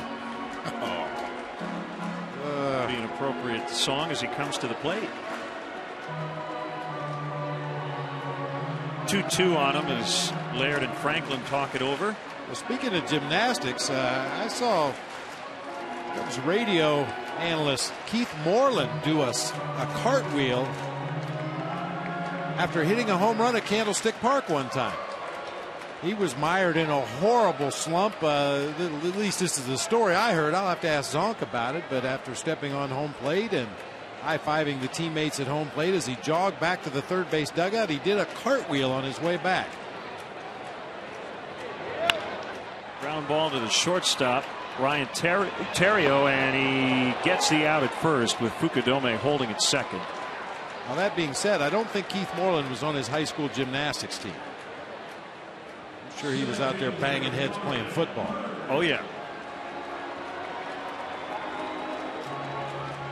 There's Zonk.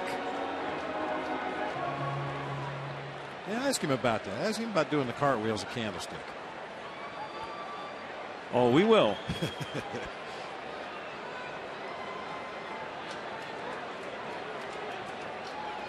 Obviously, Nolan Ryan wasn't a Giant, but I don't think he would have done that if Nolan Ryan had given up that home run.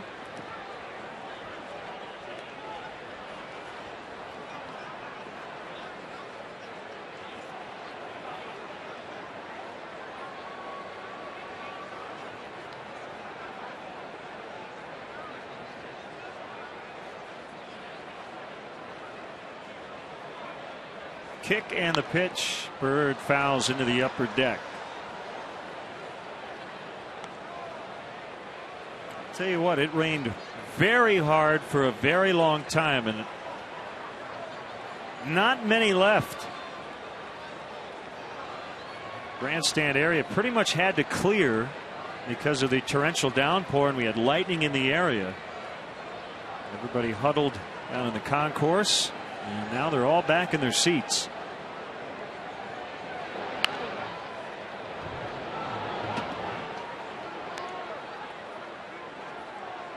And the veterans here at Wrigley Field, the veteran fans, how I'm speaking of now, probably found their way into the restrooms and grabbed some paper towels and stuck them in their purse or their back pocket, knowing that when they got back to their seats, it was going to be a little damp.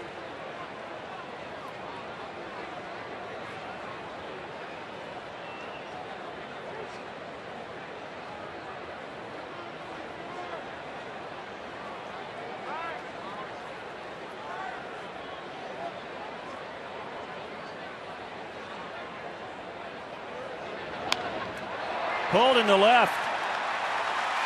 Fukudome on his way to the plate. The throw there in time. So Rasmus and Holiday each with an outfield assist. That's the second out of the inning. Well, that was a perfect one-hop throw to Gerald Laird.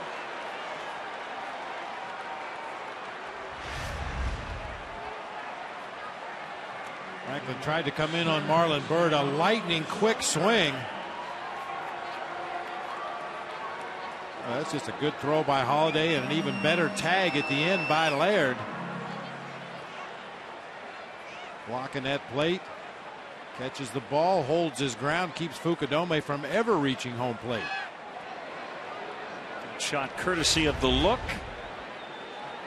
And for Marlon Byrd, now a 12-game hitting streak. He gets a single, but RBI taken away as Matt Holliday nailed Fukudome. One strike to Ramirez.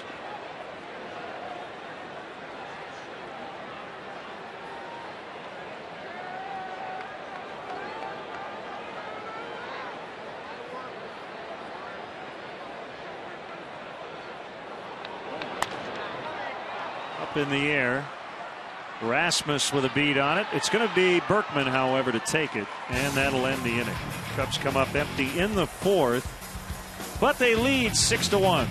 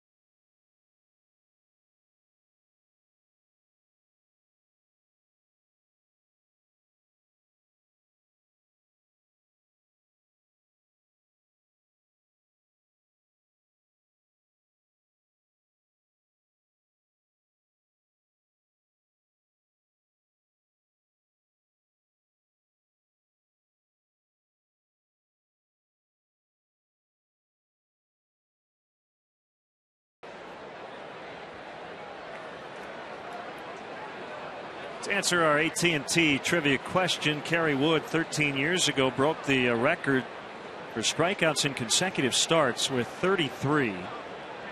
And which pitcher had the previous record of 32 as a rookie?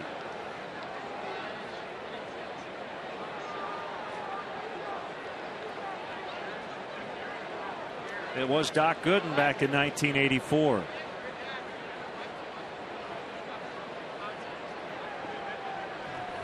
Yeah, he missed a few bats. Talk about easy gas.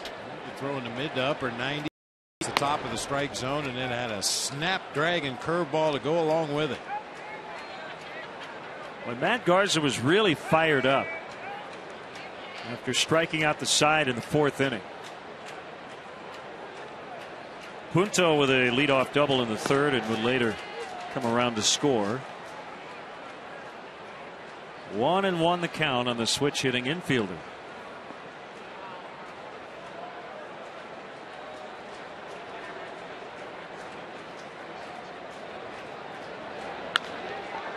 He's had a big series. Leadoff single. We'll bring up Descalzo, who walked back in the 3rd. A couple really good this day in baseballs, or at least I like them. These are the kind I like, man. Back in 1999, for the first time in this century, 2 starting pitchers shared the same name. Colorado Rockies left-hander Bobby M. Jones beat the Mets' Bobby J. Jones. And in a similar vein, my next one is really good. I like this one. Bobby Jones got the win over Bobby Jones. Yeah. I like it. Yeah. In 1993, in the 7th inning of a tie game at the Vet in Philly, Jay Bell led off the inning and hit a ground ball. As that ball gets right through the wickets of Coy Hill all the way to the backstop, Punto moved to second. Jay Bell led off the inning by grounding out to the Philly shortstop Juan Bell. And the first base umpire? Wally Bell. Bells were ringing all over the field. Oh, yeah, I like those.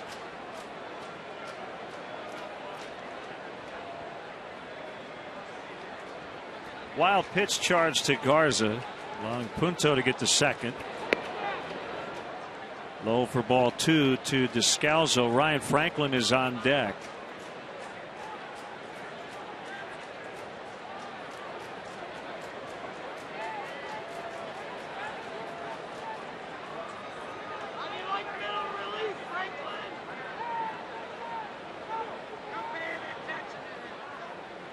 But this is where the inexperience of Coy Hill catching Matt Garza comes into play. When you get a runner at second base and Coy has to go through a series of signs, Garza knows exactly what he wants to throw, and Coy's just back there guessing right now.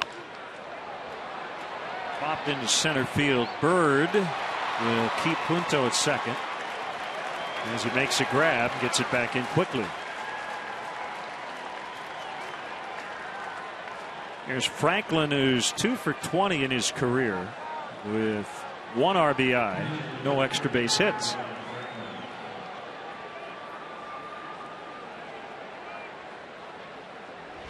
Against this Cardinals team, you have to be prepared to make a throw on every fly ball to the outfield.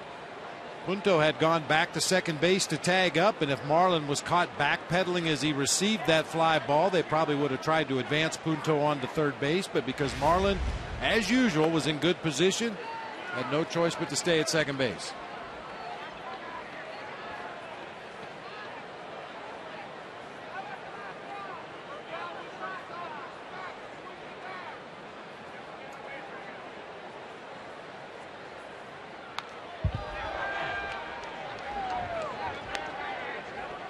First plate appearance this year for Franklin.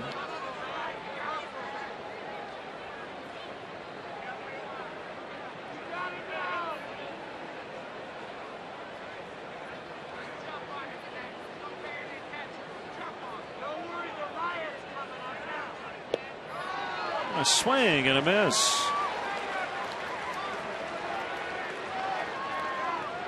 Hey fans, couldn't get tickets to the Yankees, White Sox, or Cardinals series at Wrigley? Cubs Destinations has spots available for these highly anticipated matchups. All standard packages include great tickets, first-class hotel accommodations, a special Cubs gift bag, a tour of the ballpark, and a private meet and greet with a current Cubs player. For more information, visit Cubs.com. Ryan Theriot knocked in the only Cardinal run with an infield single in the third inning. And he looks at ball one.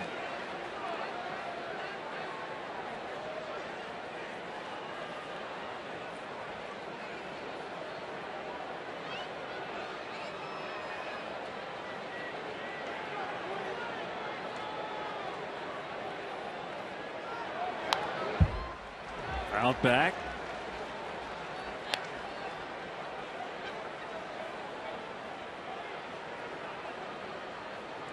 Jimmy Rollins with a game-winning two-run single in the ninth. And the Phillies beat the Marlins 5-3 in South Florida. Pushes the Phillies lead in that division to 3 over the Marlins.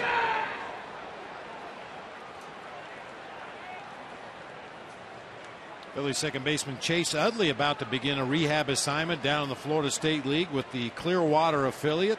Shouldn't be too far away from a return. Hiroki Kuroda with 7 scoreless. Vicente Padilla got his third save as the Dodgers shut out the Pirates 2-0.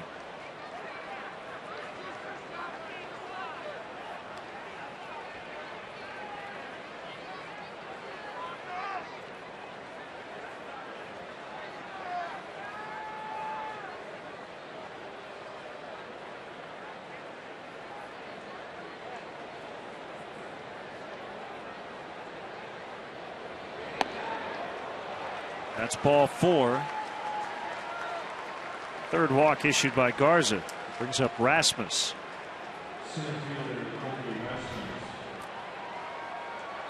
American League, the Blue Jays 9, the Red Sox 3 a final. John McDonald with a homer and 3 RBIs. Jesse Litch over John Lackey.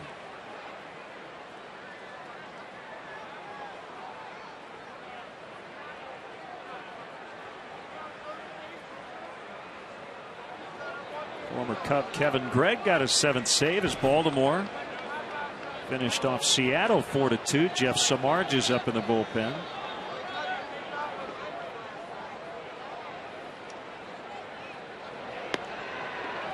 And curve for a strike. Boy, it goes without saying, this is where you need to get the third out of the inning, right here. Big Albert standing in the on-deck circle, followed by Holiday and Berkman with a couple of runners already on base. Definitely want to make your best pitches right here to the left-handed hitting Colby Rasmus.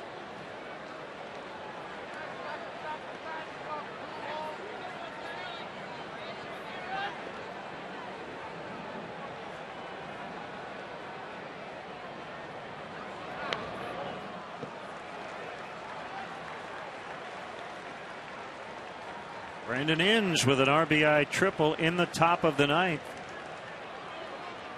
Tigers would beat the Twins 9-7.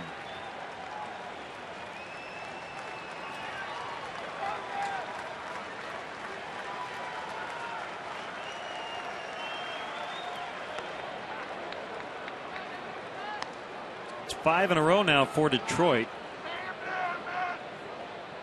On the positive side, and for the Twins, they've now dropped 5 in a row. 4-8 at home. Popped him up. Shallow left field. It's Starlin Castro, and that's the inning. So Garza now qualifies for the win. Chatting with himself as he walks off. Cardinals strand 2.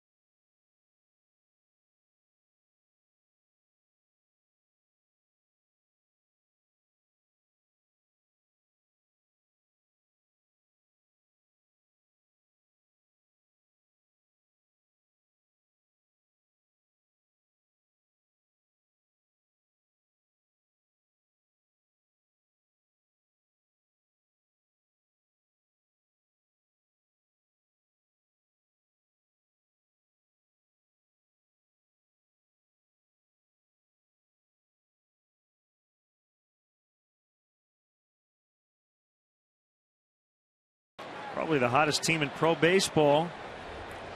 Last night won their 8th in a row to improve to 24-8. Been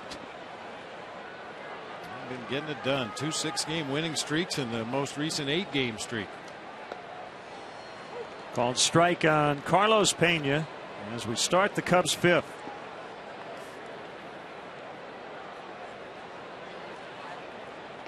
And all of a sudden the wind has died completely. You need to give the flags a break.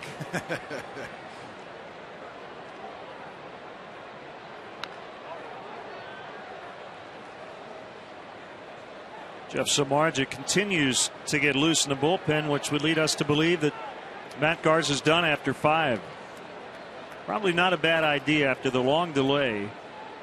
He did work a couple of scoreless innings.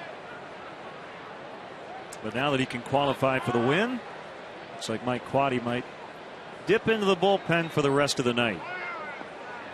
Jake Westbrook never did get through the bottom of the 3rd.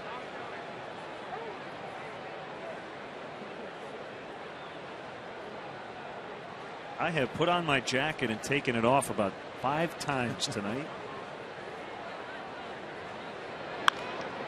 Ground ball, base hit. Punto shaded toward the pull side of his position at second base and just couldn't get it as Pena stays hot. 2 for 2. He's reached all 3 times. Time for Xfinity high speed action. As Starlin Castro with an RBI hit. It scored 2, and he was able to get from first to third on the error by Colby Rasmus. That was back in the 3rd inning when the Cubs scored 6.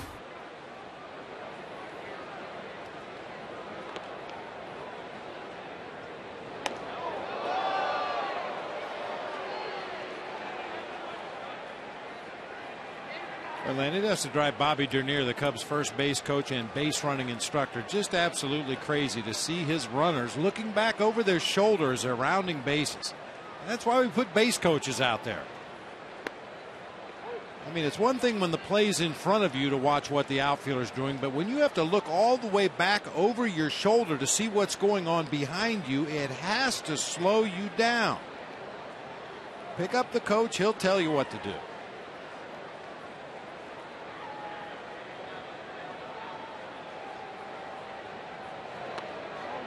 You see that a lot.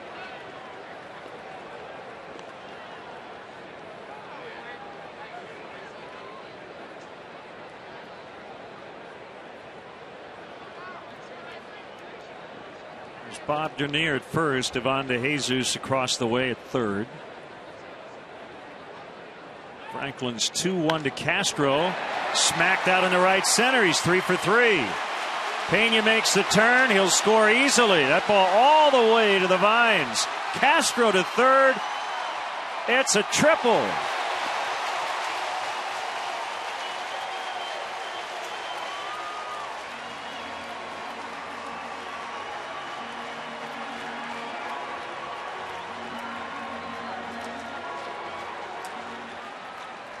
Third hit of the game for Castro, and one of the hardest hit balls we've seen off his bat in a couple of weeks. He smoked that inside fastball to the gap in right center.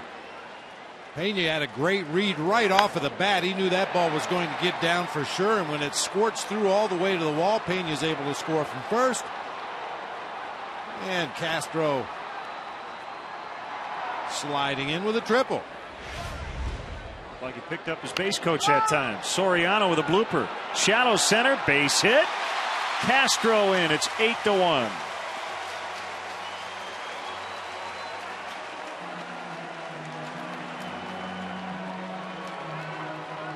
It's a beautiful thing. Bunching those hits. Bunching those hits.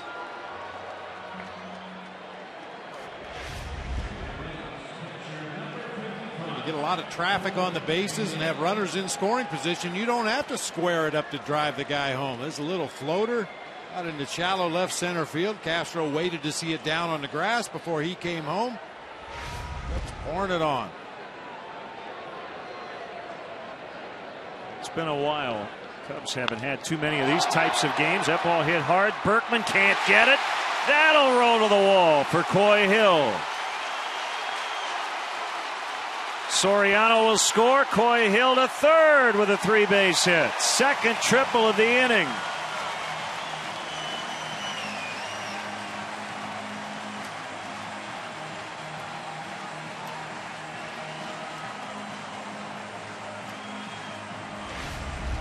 Has to feel good for Coy Hill. Limited playing time in the early going this season. Got to change up and out over the plate. Diving effort by Lance Berkman comes up empty. Once again, the ball rolling all the way to the ivy in right center field. Single, triple, single, triple. This pinch hitter Tyler Colvin's going to hit a base hit right here. Only the fourth triple of his career.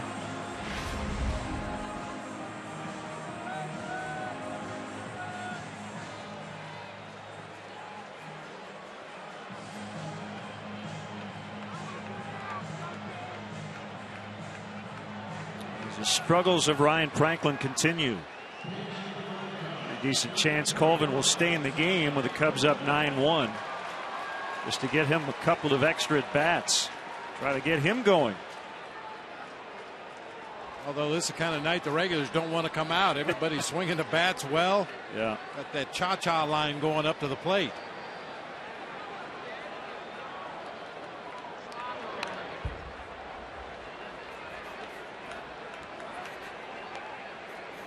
Well, 1 through 8, everybody with at least one hit.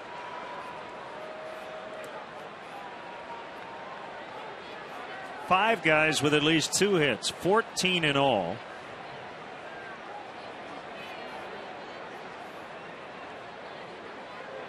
Two doubles, 2 triples for the home team. If you can get Coy Hill on the plate, all 8 starters would have scored in this ball game.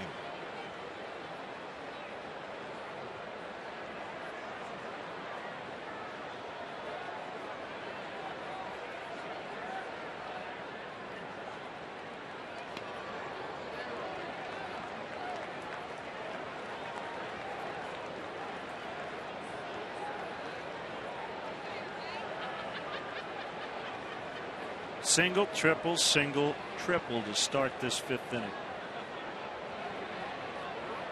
They're hitting rockets all over the diamond.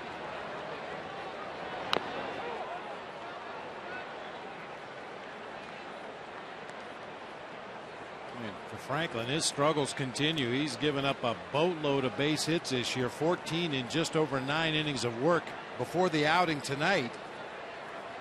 He's already given up 6 in an inning plus. Doesn't have an out yet here in the 5th inning.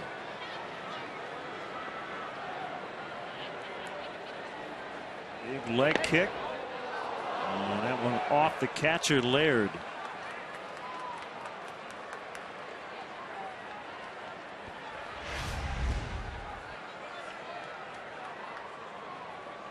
Ooh, off that left shin guard, right off the knee.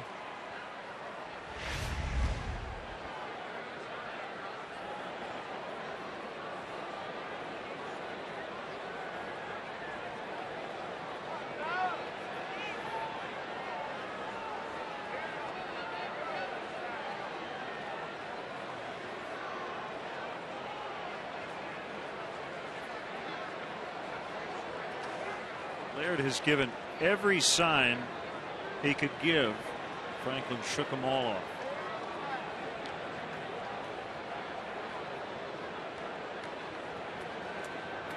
Two fastball is low, and it's full 3-2.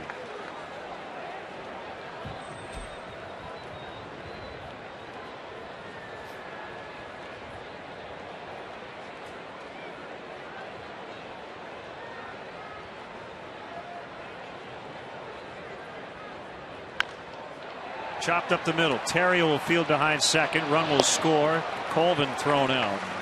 It's 10-1.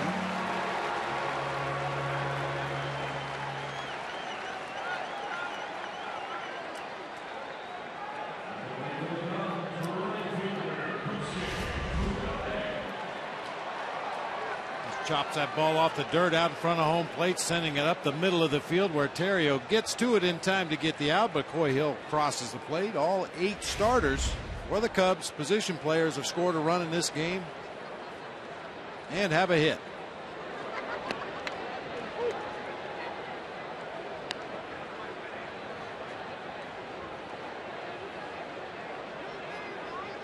That's what you call spreading around the offense. Yeah.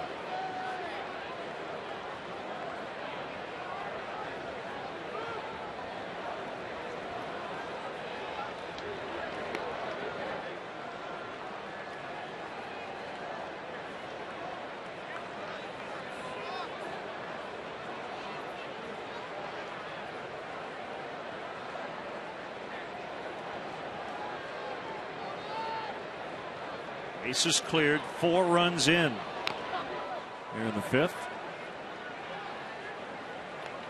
Well, you mentioned Tyler Colvin. Pretty good chance he's going to stay in the ball game here defensively and help the Cubs finish this one out. I think we might see multiple defensive changes. Day game tomorrow. It's not like the players that are taken out of the ball game can just go home. They'll stay in the clubhouse until the ball game is over. But if there's any treatments necessary, anything that guys need to do in preparation for tomorrow's game, it gives them a little bit of a head start.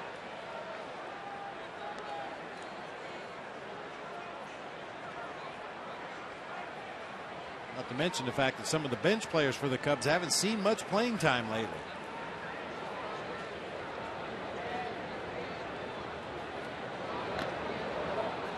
Foul tip, strike 3. A couple of those guys who may see action at some point tonight. Blake DeWitt and Reed Johnson.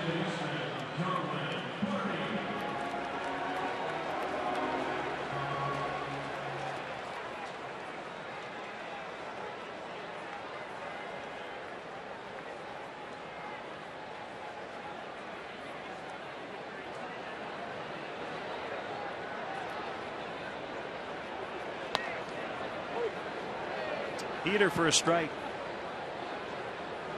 They're in the 3rd inning in San Francisco. Arizona leading the Giants 2-0. RBIs from Stephen Drew and Henry Blanco.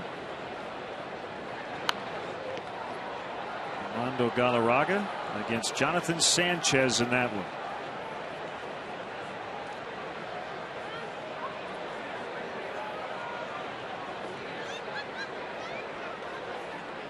Over in the AL, Kansas City just took a lead at New York in the top of the 10th.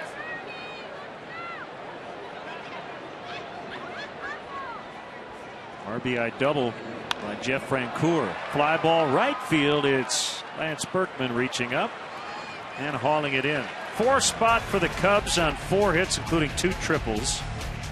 And they have pushed the lead to 9 after 5.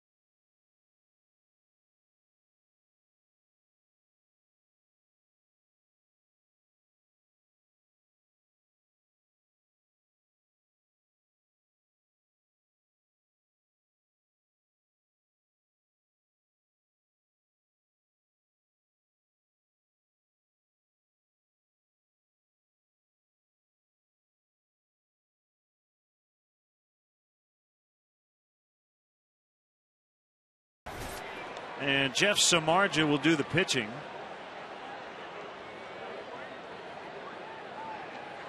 He's been in a great stretch here lately for a rocky start. 14 consecutive scoreless innings going back to April 12th.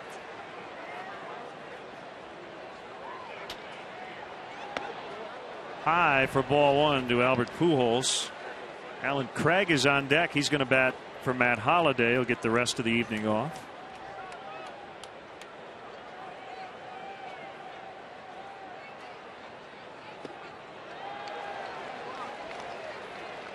I'll tell you, Len, we talked about it coming into this series. Ideally, you keep runners off base in front of Big Albert, and the Cubs have done that in this series. In 7 previous plate appearances so far, he's led off an inning 4 times and come to the plate with 2 outs and nobody on 2 other times.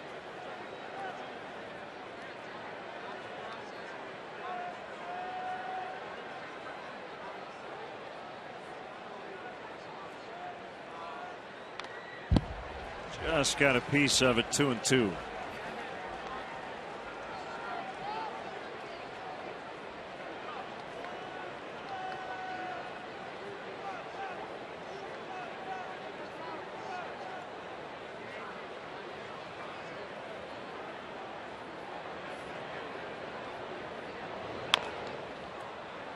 Bouncer to Ramirez, who will sling across to Pena.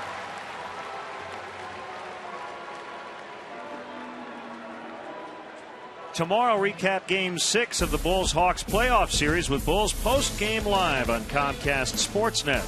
After every playoff game, get highlights and analysis from Kendall Gill, Mark Shanowski, and the always entertaining Stacey King. And head to csnchicago.com to chat live with the Bulls PGL hosts each game. Alan Craig batting for Matt Holliday. Major League's leading hitter had struck out twice against the starter Garza. Garza 5 innings, 3 hits, 1 run. He walked 3, struck out 7 in 85 pitches. Cubs were down 1-0 when the skies opened up. They've outscored the Cardinals 10-0 since.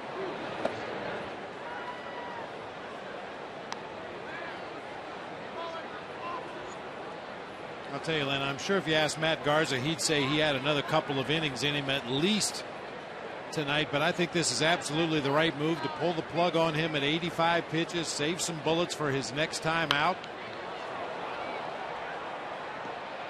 Tyler Colvin, 2 down. Well, the Cubs haven't had many laughers. And leading by 9. Give some guys out of the pen some innings.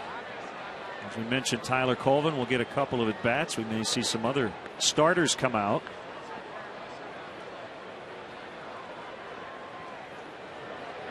Jaime Garcia and Casey Coleman tomorrow afternoon here on Comcast Sportsnet. Pregame 12:30. First pitch at 1:20. Got by Coy Hill. Ball 1 to Berkman.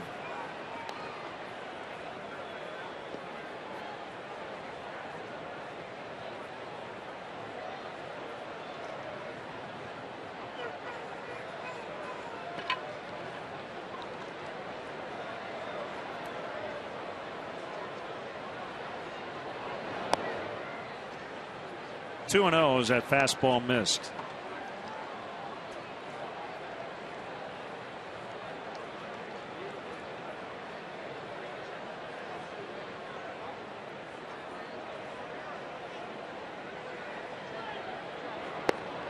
Berkman couldn't help himself. Well, hitters, especially elite hitters, hate when they do that on a 2-0 pitch. Well, you know, the Cardinals trailing by 9 in this game, a 2-0 count. He probably figured, I'm going to get a fastball right here, and Jeff Samardzija just snapped off a nasty slider, got the swing and a miss, an awkward swing and a miss from Lance Berkman. Good slider.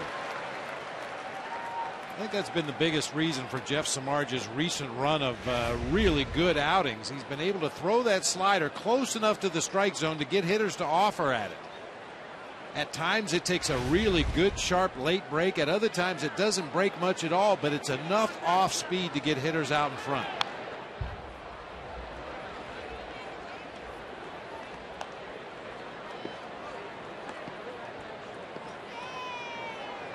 How long did we say that about Jeff Samardzij? Needs to work on his secondary pitches. Well, I think he finally feels he has that slider to a point where it's a valuable weapon for him to go along with that mid-90s fastball and the split finger.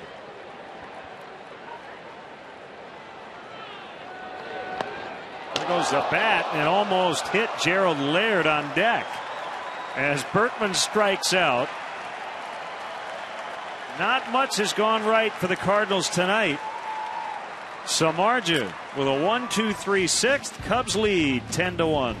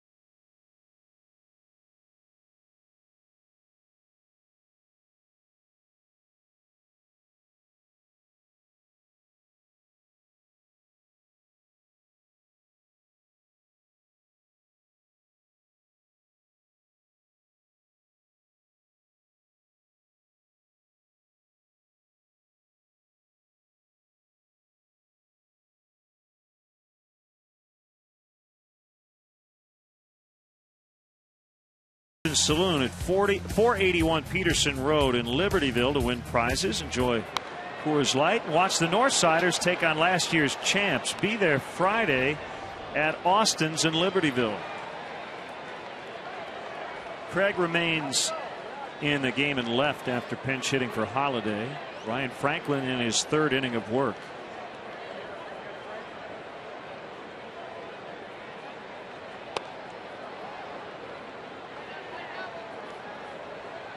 Cub fans happy tonight.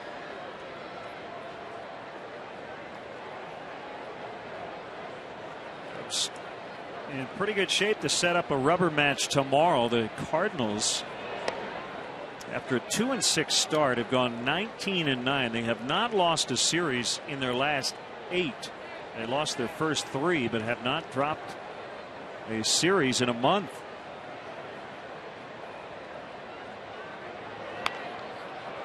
Pulled foul by Marlon Byrd.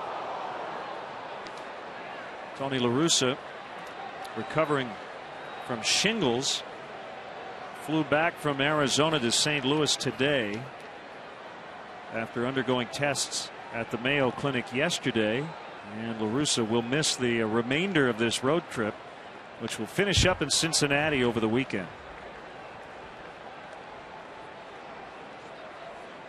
Sounds like stress contributes to making this worse, and I can't think of a worse possible occupation in terms of stress and being a major league manager. Especially Tony La Russa. I don't recall ever seeing Tony La Russa sit down on a bench in a dugout in the major leagues. He's always pacing, always on his feet.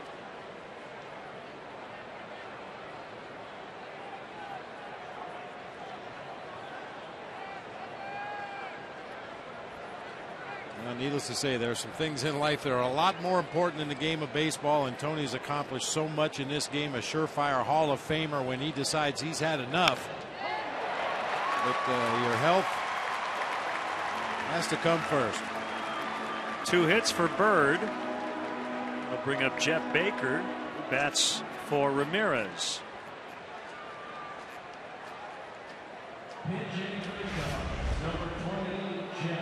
Marlon Byrd really featuring a quick swing right now. That's a middle of the plate fastball, and he is all over it. Gets the barrel on it. Hard line drive into left field. It kind of hydroplaned on that grass out there. Almost got past Craig all the way to the wall.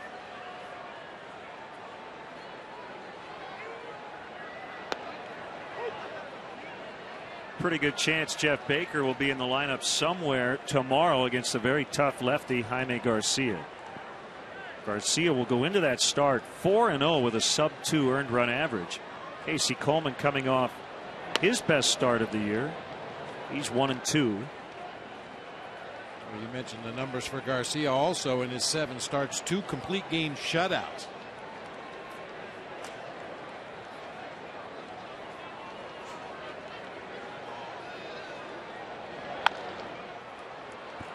This will be a 6-3 double play turned by Terrio.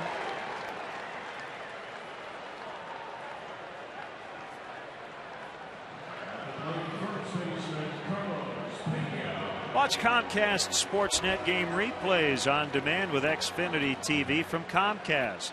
Don't miss the action. Call 1-800-XFINITY today.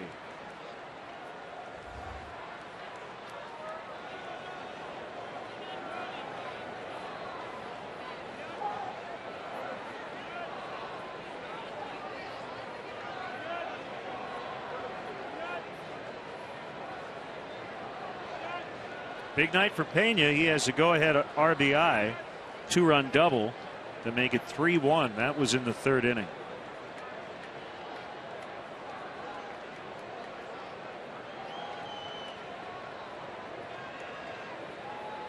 I'd see him hit one of those drives that were dying on the warning track in the first couple of homestands this season. There is not a drop of wind here at Wrigley Field right now.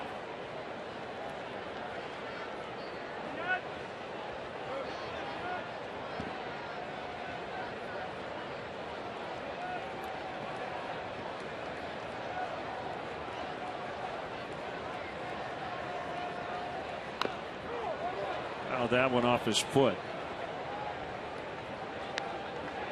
Well, it will be an interesting decision for Mike Quade. Do you leave Carlos Pena in the starting lineup against the lefty tomorrow, considering Pena's in by far his best stretch of the year, or you go with a right-handed hitting Jeff Baker? Now you could put Baker in right for Fukudome. A few choices. I got to believe Baker will be in that lineup.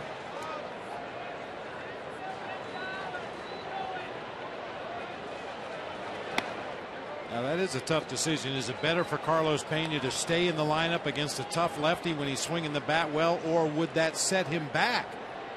Might you be better off sitting Pena and getting Baker in there at first base tomorrow and then bring Pena right back again the following day? No previous history between Garcia and Pena.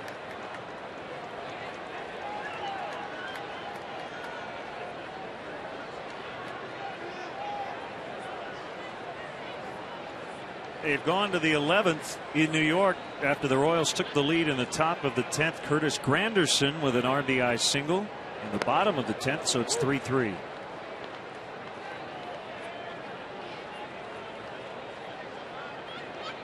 Derek Jeter got off to a slow start, and tonight he's 0 for 6 and has left 6 on base.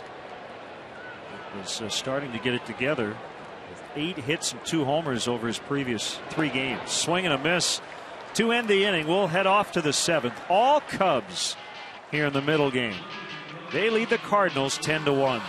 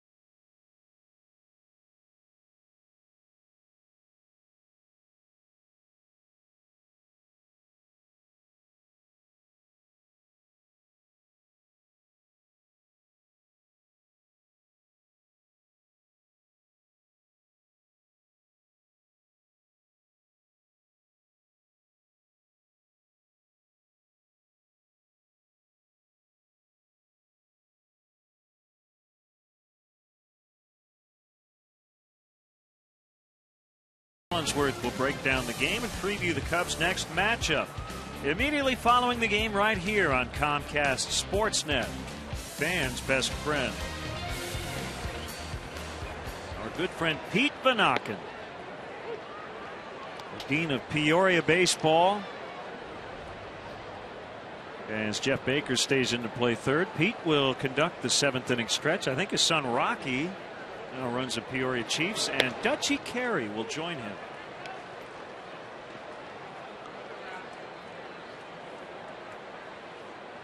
Peoria involved with both the Cubs and Cardinals over the years. Not at the same time, of course. Laird with a fair ball past Baker into the left field corner. And the Cardinal catcher with a leadoff double.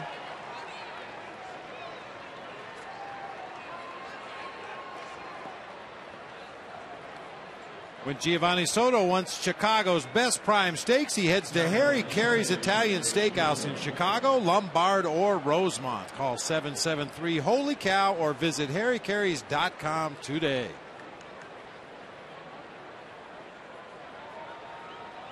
Peoria is one of the few areas in this state where you could switch your affiliation with an organization from the Cubs to the Cardinals and back to the Cubs and get away with it and still draw fans. That's kind of right on the borderline there. You get a lot of Cardinal fans, you get a lot of Cub fans,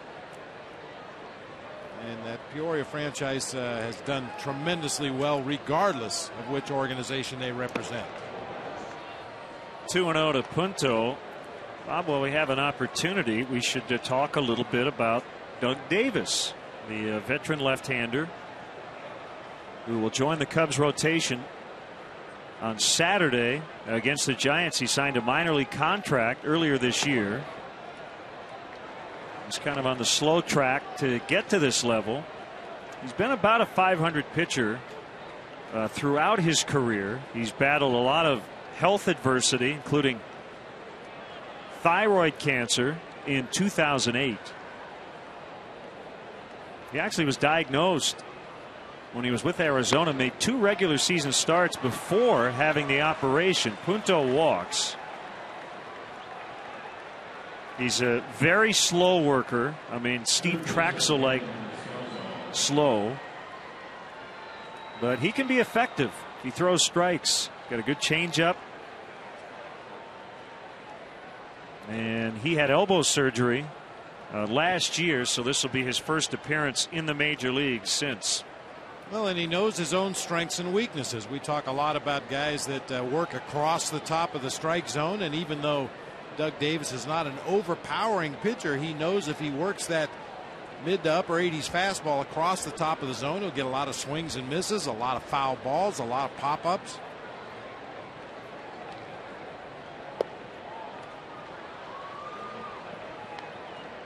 Ulnar nerve transposition and surgery in October.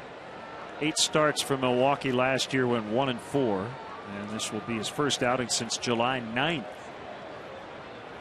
So he'll replace James Russell, who replaced Andrew Kashner. 1-1 the count on Descalzo.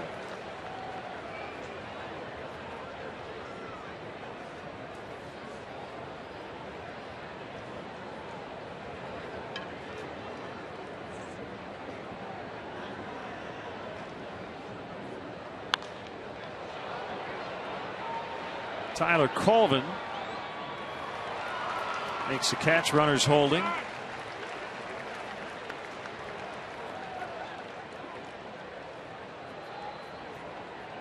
And Mark Hamilton will bat for Ryan Franklin, who gave Joe Patini and Dave Duncan 3 innings. Gave up 4 runs on 7 hits.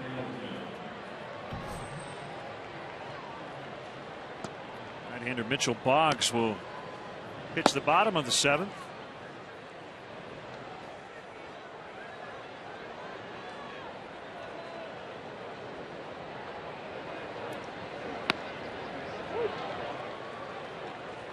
And a called strike. So we've got a 3-part harmony coming up for the 7th inning stretch.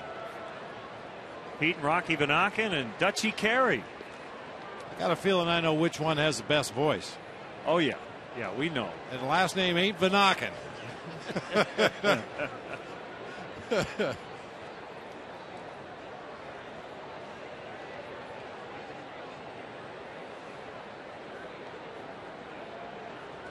Cubs out hitting the Cards tonight 15-4, and they lead 10-1 where it counts the most.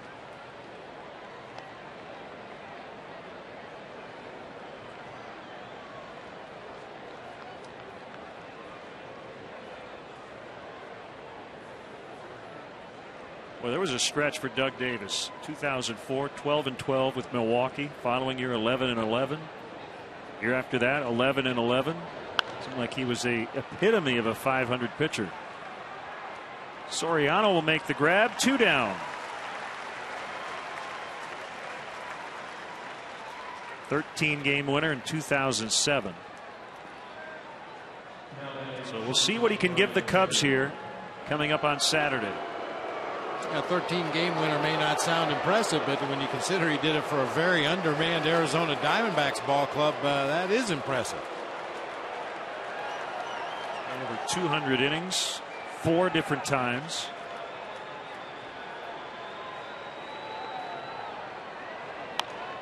Terrio pops it up. Pena looks for room but can't find it. It's right behind the dugout.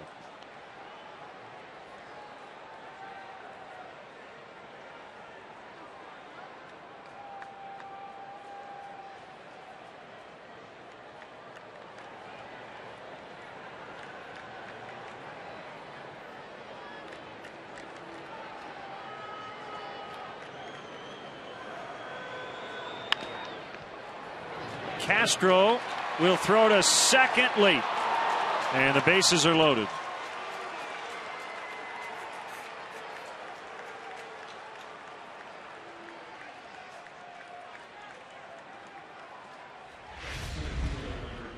Tremendous range by Starlin Castro. He has to go about 10 or 12 steps to his right just to get to that ball. Realizes the only play he may have a chance at is second base.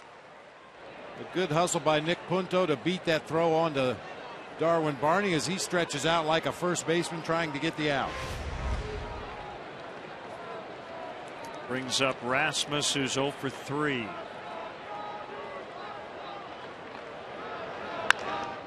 And a roller to Castro. This should end the inning. He's going to have to throw to first, though, and it's late. Little hesitation. He knew he couldn't get Theriot at second.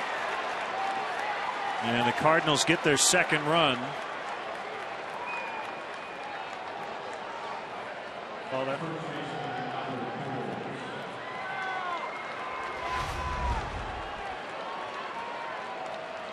Right there, Starlin realizes he doesn't have enough time to get Ryan Theriot, who had a great jump on that ground ball to the left side, and by the time Castro recovers and throws on to first, Rasmus is able to beat it out.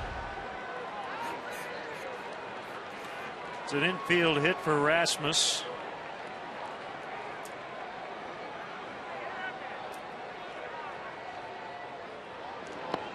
And that almost hit Pujols.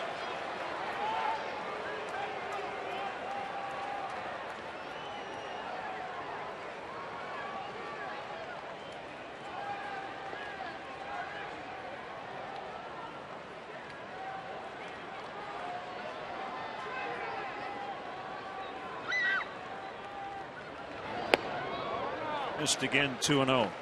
Bob, is Albert Pujols kind of an exception in that if you're Tony La Russa, in this case Joe Patini, as we check out the AT&T UVerse multi-view, in a blowout, do you ask him in the 5th inning, hey, do you want to stay in? Yeah, I think you kind of defer to his experience and status in this game. That's going to knock in a couple. And the throw will go toward third. Just a little late. 10-4 as the Cardinals try to inch their way back in. I mean, to answer your question, Len, sometimes there are physical issues. Maybe Albert has a nagging hammy or a stiff back or something, and you may want to get him out of the ball game. But if he's healthy, you basically just ask him, do you feel like playing the rest of this ball game? Do you want another at bat? You let me know when you've had enough. Wish he would have asked him before that at bat. Justin Berg is up. 3 straight hits after 2 are out. And Mike Quaddy's coming out.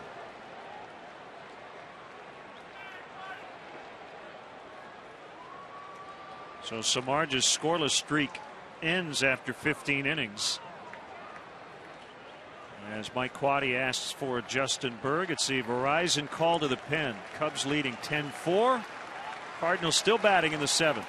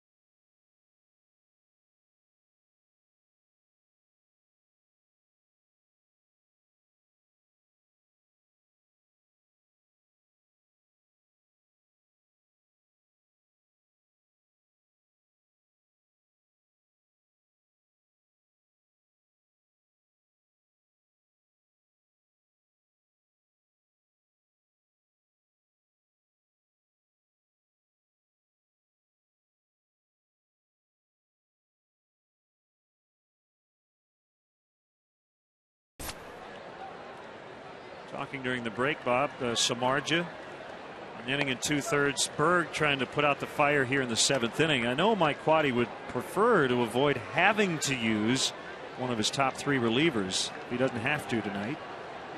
We'll see. Yeah, for Justin Berg, it's been a while. He last pitched on the 2nd on that last road trip in LA against the Dodgers. Pitched an inning and third against the Dodgers in that game. Gave up only 1 base hit. Struck out a batter. Zeros across the board otherwise. Now remember, Craig hit for the Major League's leading hitter, Matt Holliday, in the 6th. He's now in left. First and third, 3 runs in. And a called strike. Berg got the call up on April 23rd.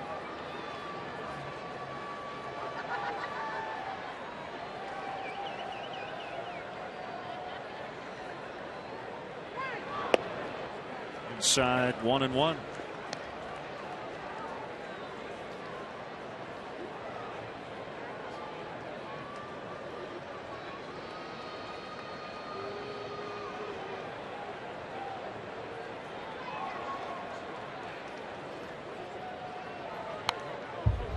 One and two now.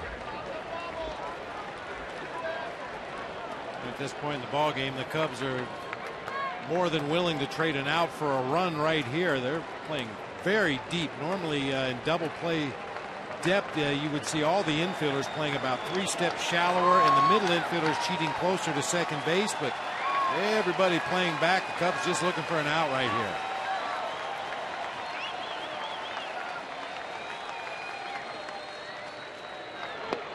Swing and a miss. Time for the stretch. To the ball game, legendary baseball executive Pete Van Auken, son Rocky, and Dutchie Carey. Okay, Cub fans, let's do this for Harry Carey. Go ahead, Gary, let it fly. Take me out to the ball game. Take me.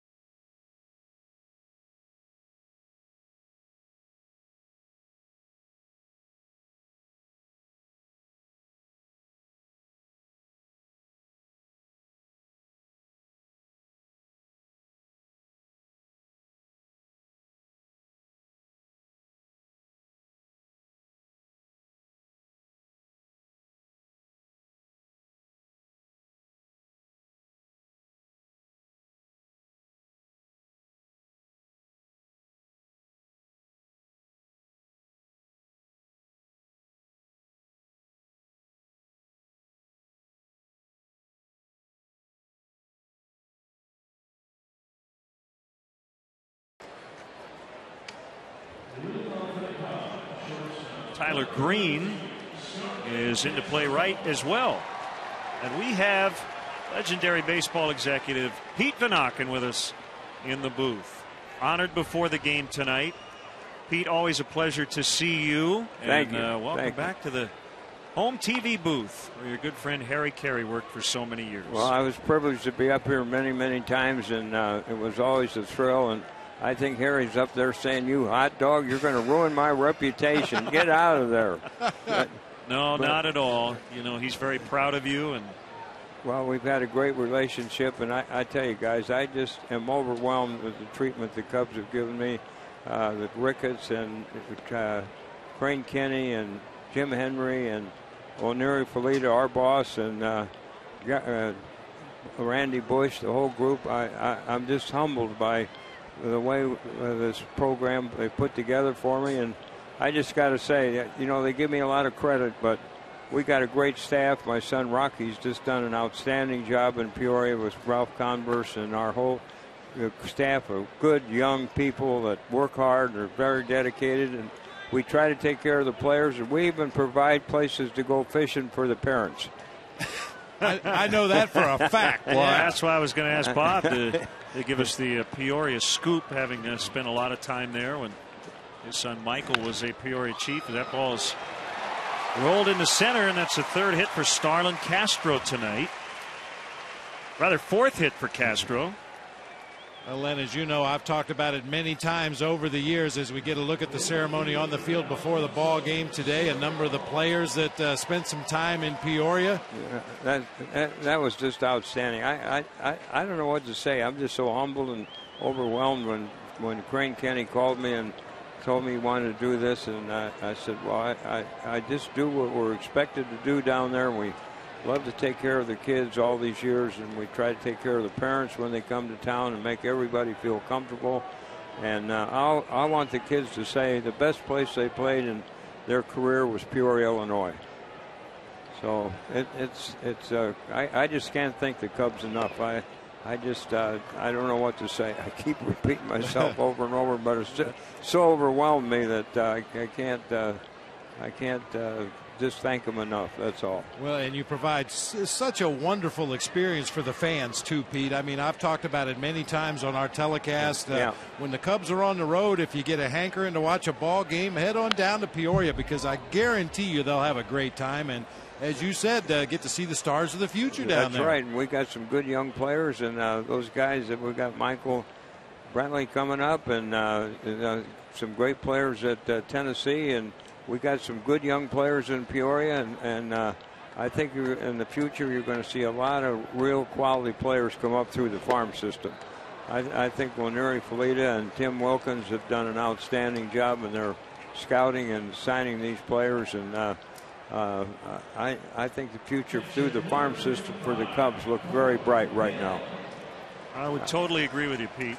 I've been hanging around this for 25 years now, and I've seen a lot of kids, but the last few years the players the Cubs have had, Bob, as you know, you've been around with Mike in the league and seeing a lot of games that we got some quality kids coming up. Coy Hill into the left field corner. Extra bases for him yet again. Castro sent around third and will score the Cubs' 11th run, 11-4. I tell you, they better rent me a condo here and keep me in town, man. I mean, this is an explosion the way they've been hitting the ball lately, and now to come out with a barrage like this it should make everybody happy. This is the way Jim Henry drew it up during spring training, before spring training, with everybody hitting the ball and Garza pitching very, very well. So I think it bodes well. I'm just so happy for Mike Quaddy, and I hope he gets these guys all playing together, and we may have a great season. Well, you've inspired them tonight, Pete. Well, I guess so, Bob. That's what I say. Maybe they ought to keep me around. Send a cab down to Peoria for me. I'll come up. You've talked about all the great players that have come through Peoria. Without slighting anybody, is there one or two particular guys who have been your favorites who you would see come through Wrigley Field over the course of their major league career and you'd stay in touch with? No, I stay in touch with Greg Maddux, by far one of the great players, and Mark Grace. I kind of got out of touch with Rafael Palmeiro. Unfortunately, he was a great player for us, but you know, all those guys, and you can't forget Joe Girardi. I'm very proud to say we have 4 active managers that started their career in Peoria, managing in the big leagues today. We got Joe Madden at Tampa, Jim Tracy at Colorado, Joe Girardi, and Brad Mills, and if you want to throw in Pete McCannon, who was an interim manager for Cincinnati and Pittsburgh. You know, they all started. And by the way, we got 2 that started their career as our broadcasters in Major League Baseball today. Jim Kelch at Cincinnati and Mario Impembe with the Tigers. So I guess our water's pretty good down there. I would say so. I think Kelleher's treating pretty good, don't you think, Bob? Yeah, I think so. No, we're proud of all those people that came up through. We got Lester Strode as bullpen coach. Jim Wright's a bullpen coach. Rick Kranitz is a pitching coach at Milwaukee. Mike Harkey with the Yankees. So we got players coaches and managers that started in Peoria have made the big league. So we're very, very proud of that they came through, and plus all the great players we've had. Of course, I got to say, there's a guy sitting over in that other dugout that played in Peoria. It's not too bad. Albert Pujols. That's right. So, but they're all great kids, and I just love to get down to the clubhouse every game and this kind of kid around with them and visit with the coaches and the manager, and that's what makes it great. Because let me tell you, and I think you people will both agree, the people you meet, the friends you meet in baseball are your friends for life, and they're their best friends you got. And I just been very blessed with all those years with Harry hanging around. I was a White Sox fan. First I was a Cardinal fan, then he moved to the White Sox. Now I got to be a White Sox fan. Now I got the Cubs. I got to be a Cub fan. Gee, I said, Harry, don't move again. I can't have any more. Pete, you're our great friend, and again, congratulations on your night. Thank you. Hopefully, Cubs win tonight. I thank you. I can't thank the Cubs enough. This has been.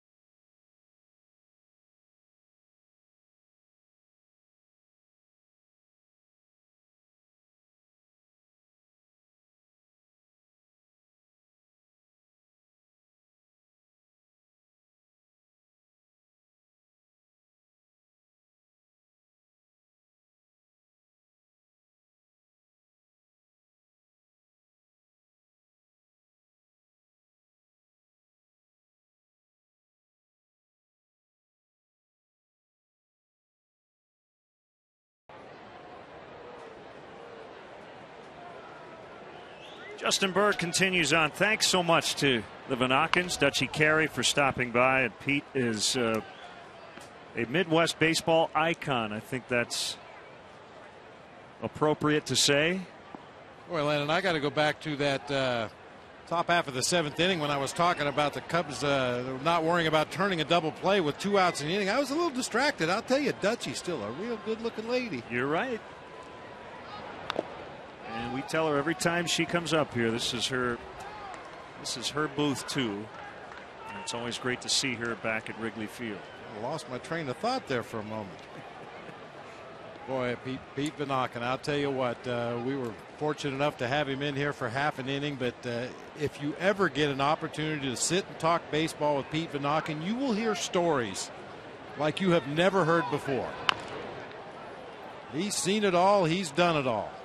He's got a razor sharp memory too. I mean, he goes through all the current managers, a lot of major league players who went through Peoria, and some broadcasters as well. And we certainly hope the Peoria Chiefs current broadcasters at the big leagues at some point. Nathan Believa does a wonderful job. but just to be able to tell your kids, I saw Greg Maddux pitch when he was in Peoria. I saw Albert Pujols when he was in Peoria. It's like seeing the Beatles at the Cavern Club. That's good.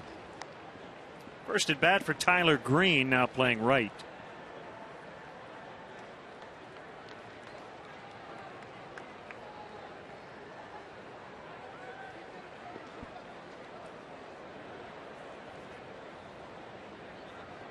Probably the fastest Cardinal on the 25-man roster right now, Tyler Green.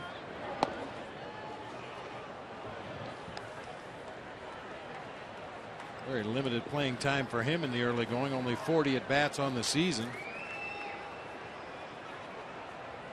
Of course, when you've got Lance Berkman and Rasmus and Holiday in the outfield, you're not going to get a lot of playing time. One thump to center, but it's going to be caught by Marlon Byrd.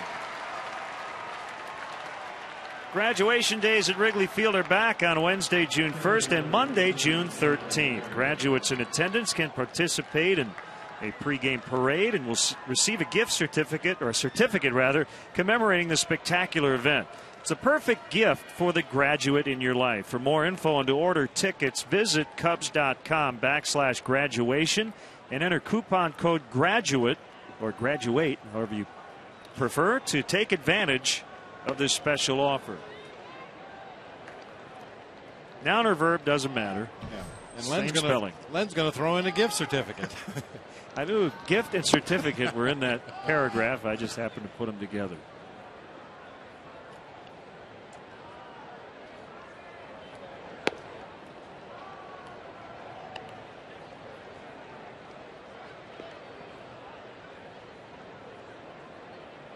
(2-0) on Gerald Laird.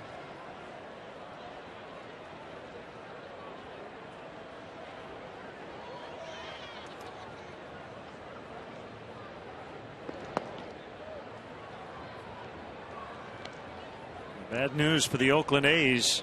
Left-hander Dallas Braden, who pitched a perfect game a year ago, is going to have surgery in New York. He has a torn capsule in his left shoulder. Went on the DL on April 17.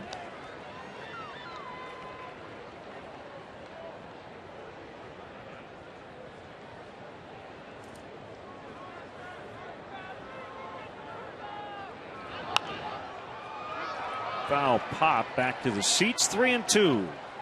Paid crowd tonight 34,439. As we mentioned, they endured a 53-minute downpour. Many have left for their next destination with a home team leading big late. Talk about that Dallas Braden injury. Len, you had an opportunity to see the A's a couple of times in spring training, a lot more than I did, that's for sure. And you were raving about that pitching staff, and sure enough, they lead the majors in team ERA at 2.75 going into play tonight. Yeah, not only their starters, but their bullpen as well. Key for them is going to be, can they score enough runs?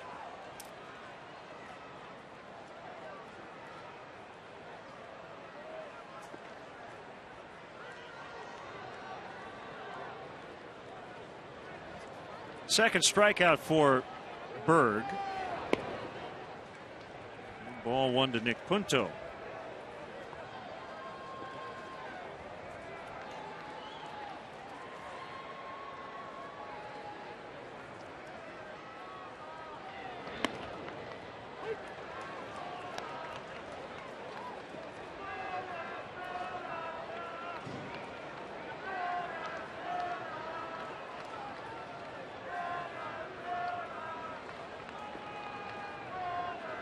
Bill setting up shop in the lower part of the zone, and Punto pounds that ball into the ground as Darwin Barney gets him, and they go 1-2-3.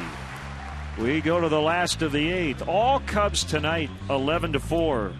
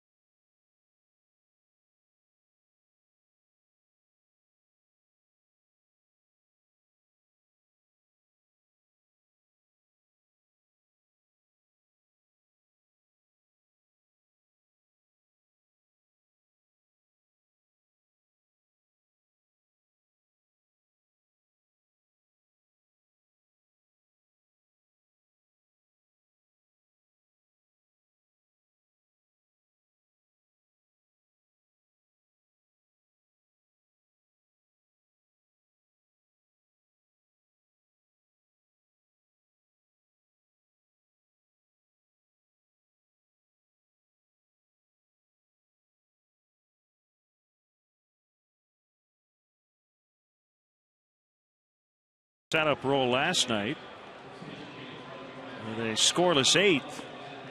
Cubs hit the ball hard a couple of times against him. Just getting an inning of work tonight.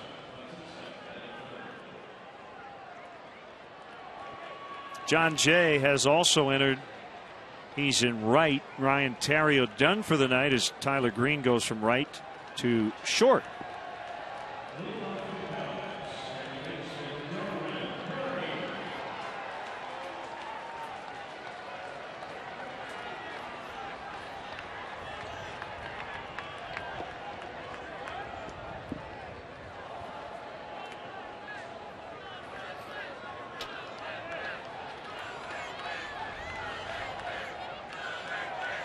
Ooh, that was a fastball. Many times it's the breaking ball that gets away that badly, but it was scary.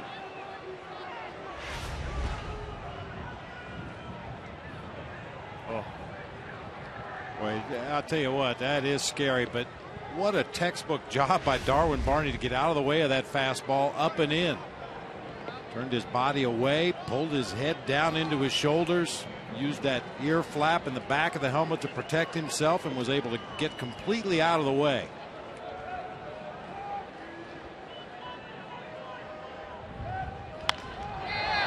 Hangs right in there and flies out to Colby Rasmus. Time to take a look at our Home Depot doing more on defense. When this game was still in question somewhat, a line drive to Carlos Pena at first base, a double play. Cardinals had runners on the corners, eliminated that threat, and it's been all Cubs ever since.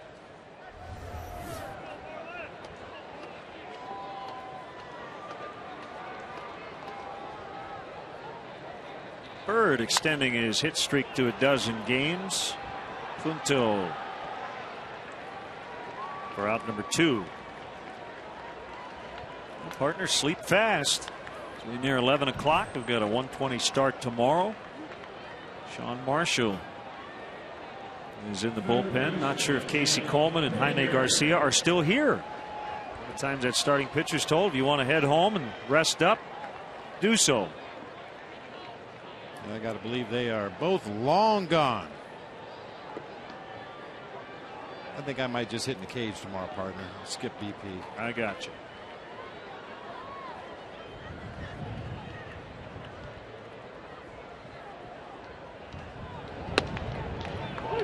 Strike on a slider to Jeff Baker.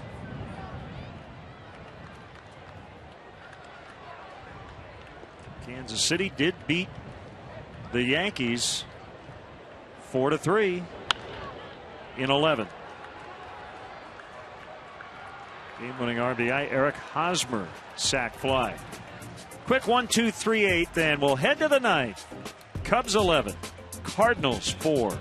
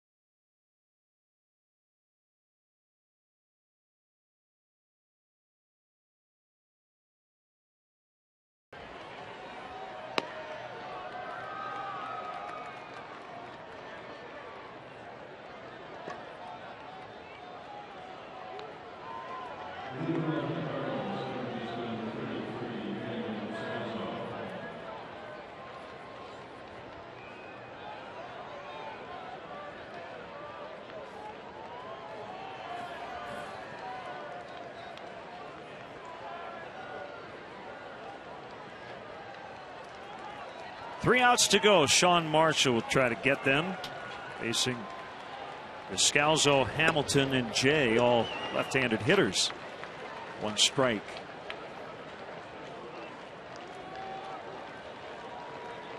Nice souvenir as they investigate.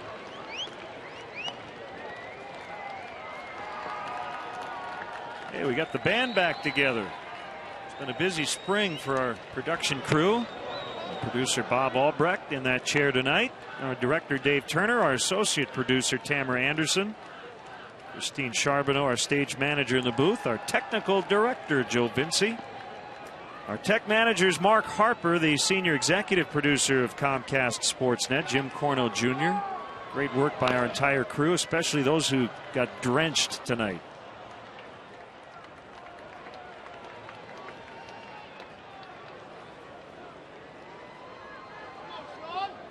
If you were not under cover for about 5 seconds, she got drenched. Yeah, it came down in a hurry. All those dark clouds rolling in, looked like an Alfred Hitchcock movie or something, and then shortly thereafter the rains came down in buckets.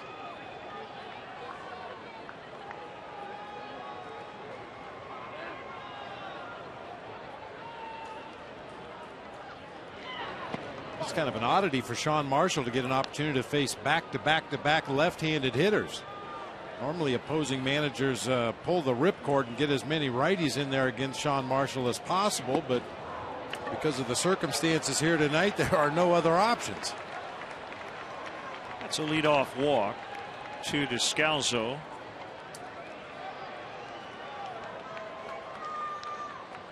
Cubs are hosting the second annual fantasy camp here at Wrigley Field. Join us this Sunday and Monday when 40 participants will get the most extraordinary game day and on-field experience imaginable. This year's legends include Ernie Banks, Billy Williams, Fergie Jenkins. Those are all Hall of Famers and more. Reserve your roster spot today. Call 773-404-4748 or go to Cubs.com/premier.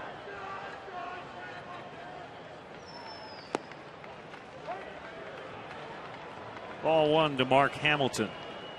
Got some funky specs.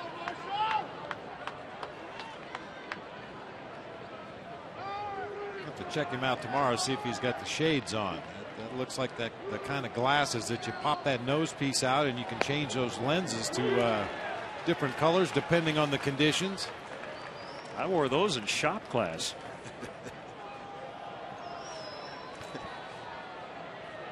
You took shop? I did. Did you? Yeah. Hey, everybody takes shop in high school, right? He didn't let me near any power tools.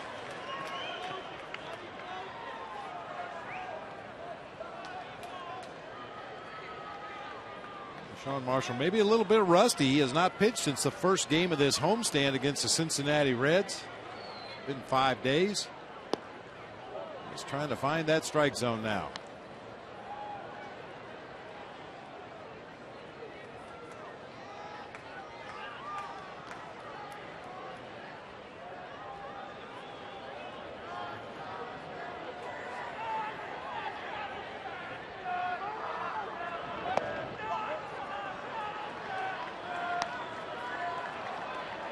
Three and two.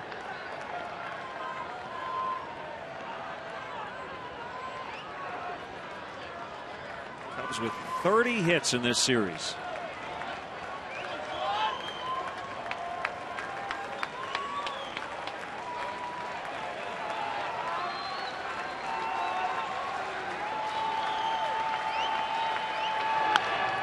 How about two? The flip. And the turn. Castro with that acrobatic turn. Had to leave his feet as Descalso came sliding in. I need to look at this again. Looked like he left his feet as he was receiving the ball from Darwin Barney. Oh, actually, he was on the ground right there, but avoids the sliding runner and throws all in one motion in plenty of time to get the out at first base. That's as good as you can do it. John Jay. First at bat. Probably only at bat.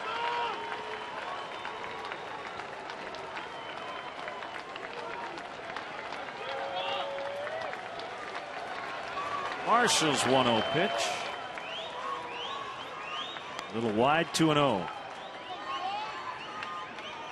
promised you Jake Peavy update before we sign off tonight. He went 6 innings, gave up 4 runs, didn't walk anybody on 7 hits, struck out 4 as the Angels lead the White Sox 4-1 in the bottom of the 7th. Adam Dunn with his 4th homer of the year for the White Sox. Torrey Hunter, 2 hits, 2 RBIs for the Angels. Here it's 11-4 Cubs. Inside corner, 3-1.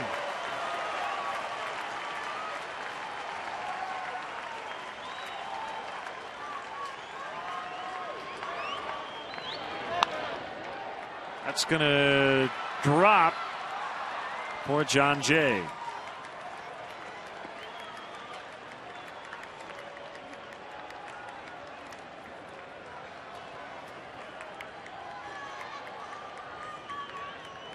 Giants have erased a 3-0 deficit, 3-3, as they host the Diamondbacks. Arizona batting in the 6th. Aubrey Huff tied it with his 4th home run.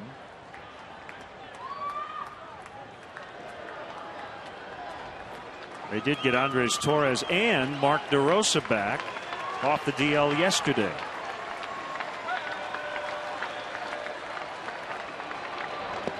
Four straight lefties here in the 9th.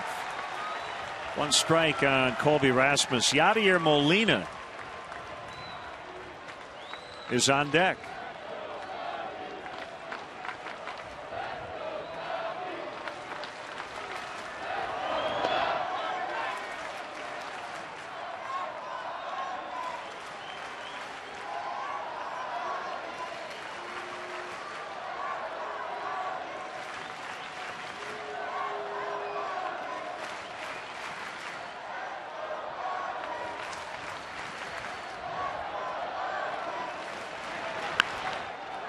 Line drive base hit. And a bobble and a drop by Soriano. That'll be an error.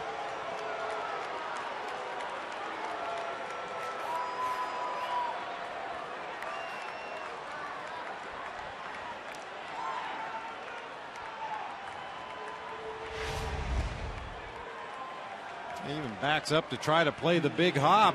He just fanned on that ball completely.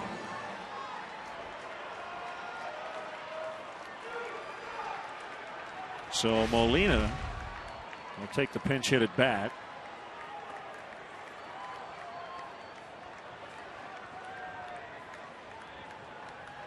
Molina is the last position player available for the Cardinals. I'm sure they were hoping not to use him at all tonight, but pinch hit at bat here. With a couple down in the 9th inning. That is just a second error by the Cubs over their last 13 games, although struggled last night, even though they weren't charged with an error. That's why that statistic can be a little deceiving.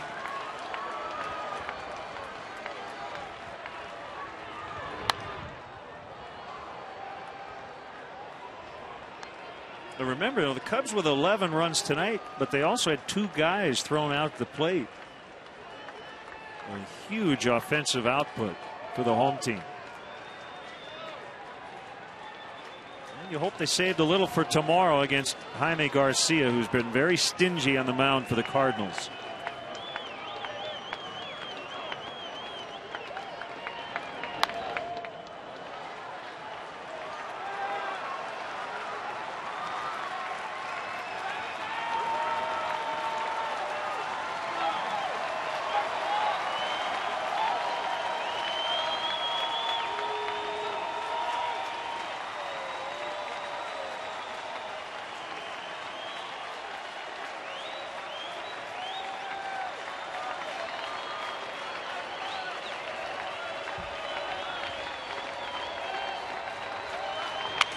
Broken bat ground ball. Starlin Castro gloves, throws, and gets Molina. Cubs win. A walk, couple of hits in the ninth, but Marshall with a scoreless inning. And Matt Garza gets his first win at Wrigley Field. Now the Cubs were down when the rain delay happened in the middle of the third, Bob, but they dominated the Cardinals after the 53-minute respite. Boy, and you just hope this is the kind of ball game to get the Cubs offense rolling the way we expect them to do throughout the rest of the summer. This was just a thing of beauty. Contributions up and down the lineup. A lot of guys who have struggled at the plate were squaring it up with regularity tonight. See if it carries over till tomorrow. Cubs tying their season high with 17 hits and a season best 11 runs. GMC player of the game, Starlin Castro. 4 for 4, 3 runs, 3 knocked in. And you get the feeling you're going to see a lot more of that from Starlin Castro. He's a guy that seems to get hot and just throw line drives all over the field when he is hot. Sarah Kustok is standing by with another guy who's really heating up, Carlos Pena. Thank you, Len. Carlos, the rain poured and then you guys poured on a season high 11 runs, and we were talking yesterday about the lack of extra base hitting and making sure you're hitting the clutch. Certainly not the case tonight. What was the difference at the plate? You know what, I think we're just trying to go out there and just play, just have fun and be relaxed, and not to to try to bring so much stuff on our shoulders. Instead keep a simple approach and look what happens. I thought we played a great ball game today. Not only did we hit on the clutch, but we got a great performance from Matt Garza and our pitching staff. I mean, everything went well, so we just want to keep it going. And what about for you, Carlos, on this homestand, 8 for 15? Why do you feel like you've been seeing the ball so well and connecting with it? Man, I've been putting in my time. I've been working so hard, and I'm going to continue to do that. I feel like I have so much to learn still, and that I could get so much better, and that's all I can do, just keep on working. So I'll be here bright and early and hitting in the cage tomorrow morning. All right, Carlos, congratulations. Thank you. Good night. All right, Len, back to you. Sarah, thank you. And that will do it for our game coverage, but a lot more to come on Coors Light post-game live. The final score tonight, the Cubs 11, the Cardinals 4. The next Cubs telecast, we're right back here. Again, sleep fast, everybody. 12:30 for pregame live. Bob and I will hit the air at 1, first pitch at 1:20. In-game scoring provided by ScorePad. And now for Bob, for Sarah, and our entire crew.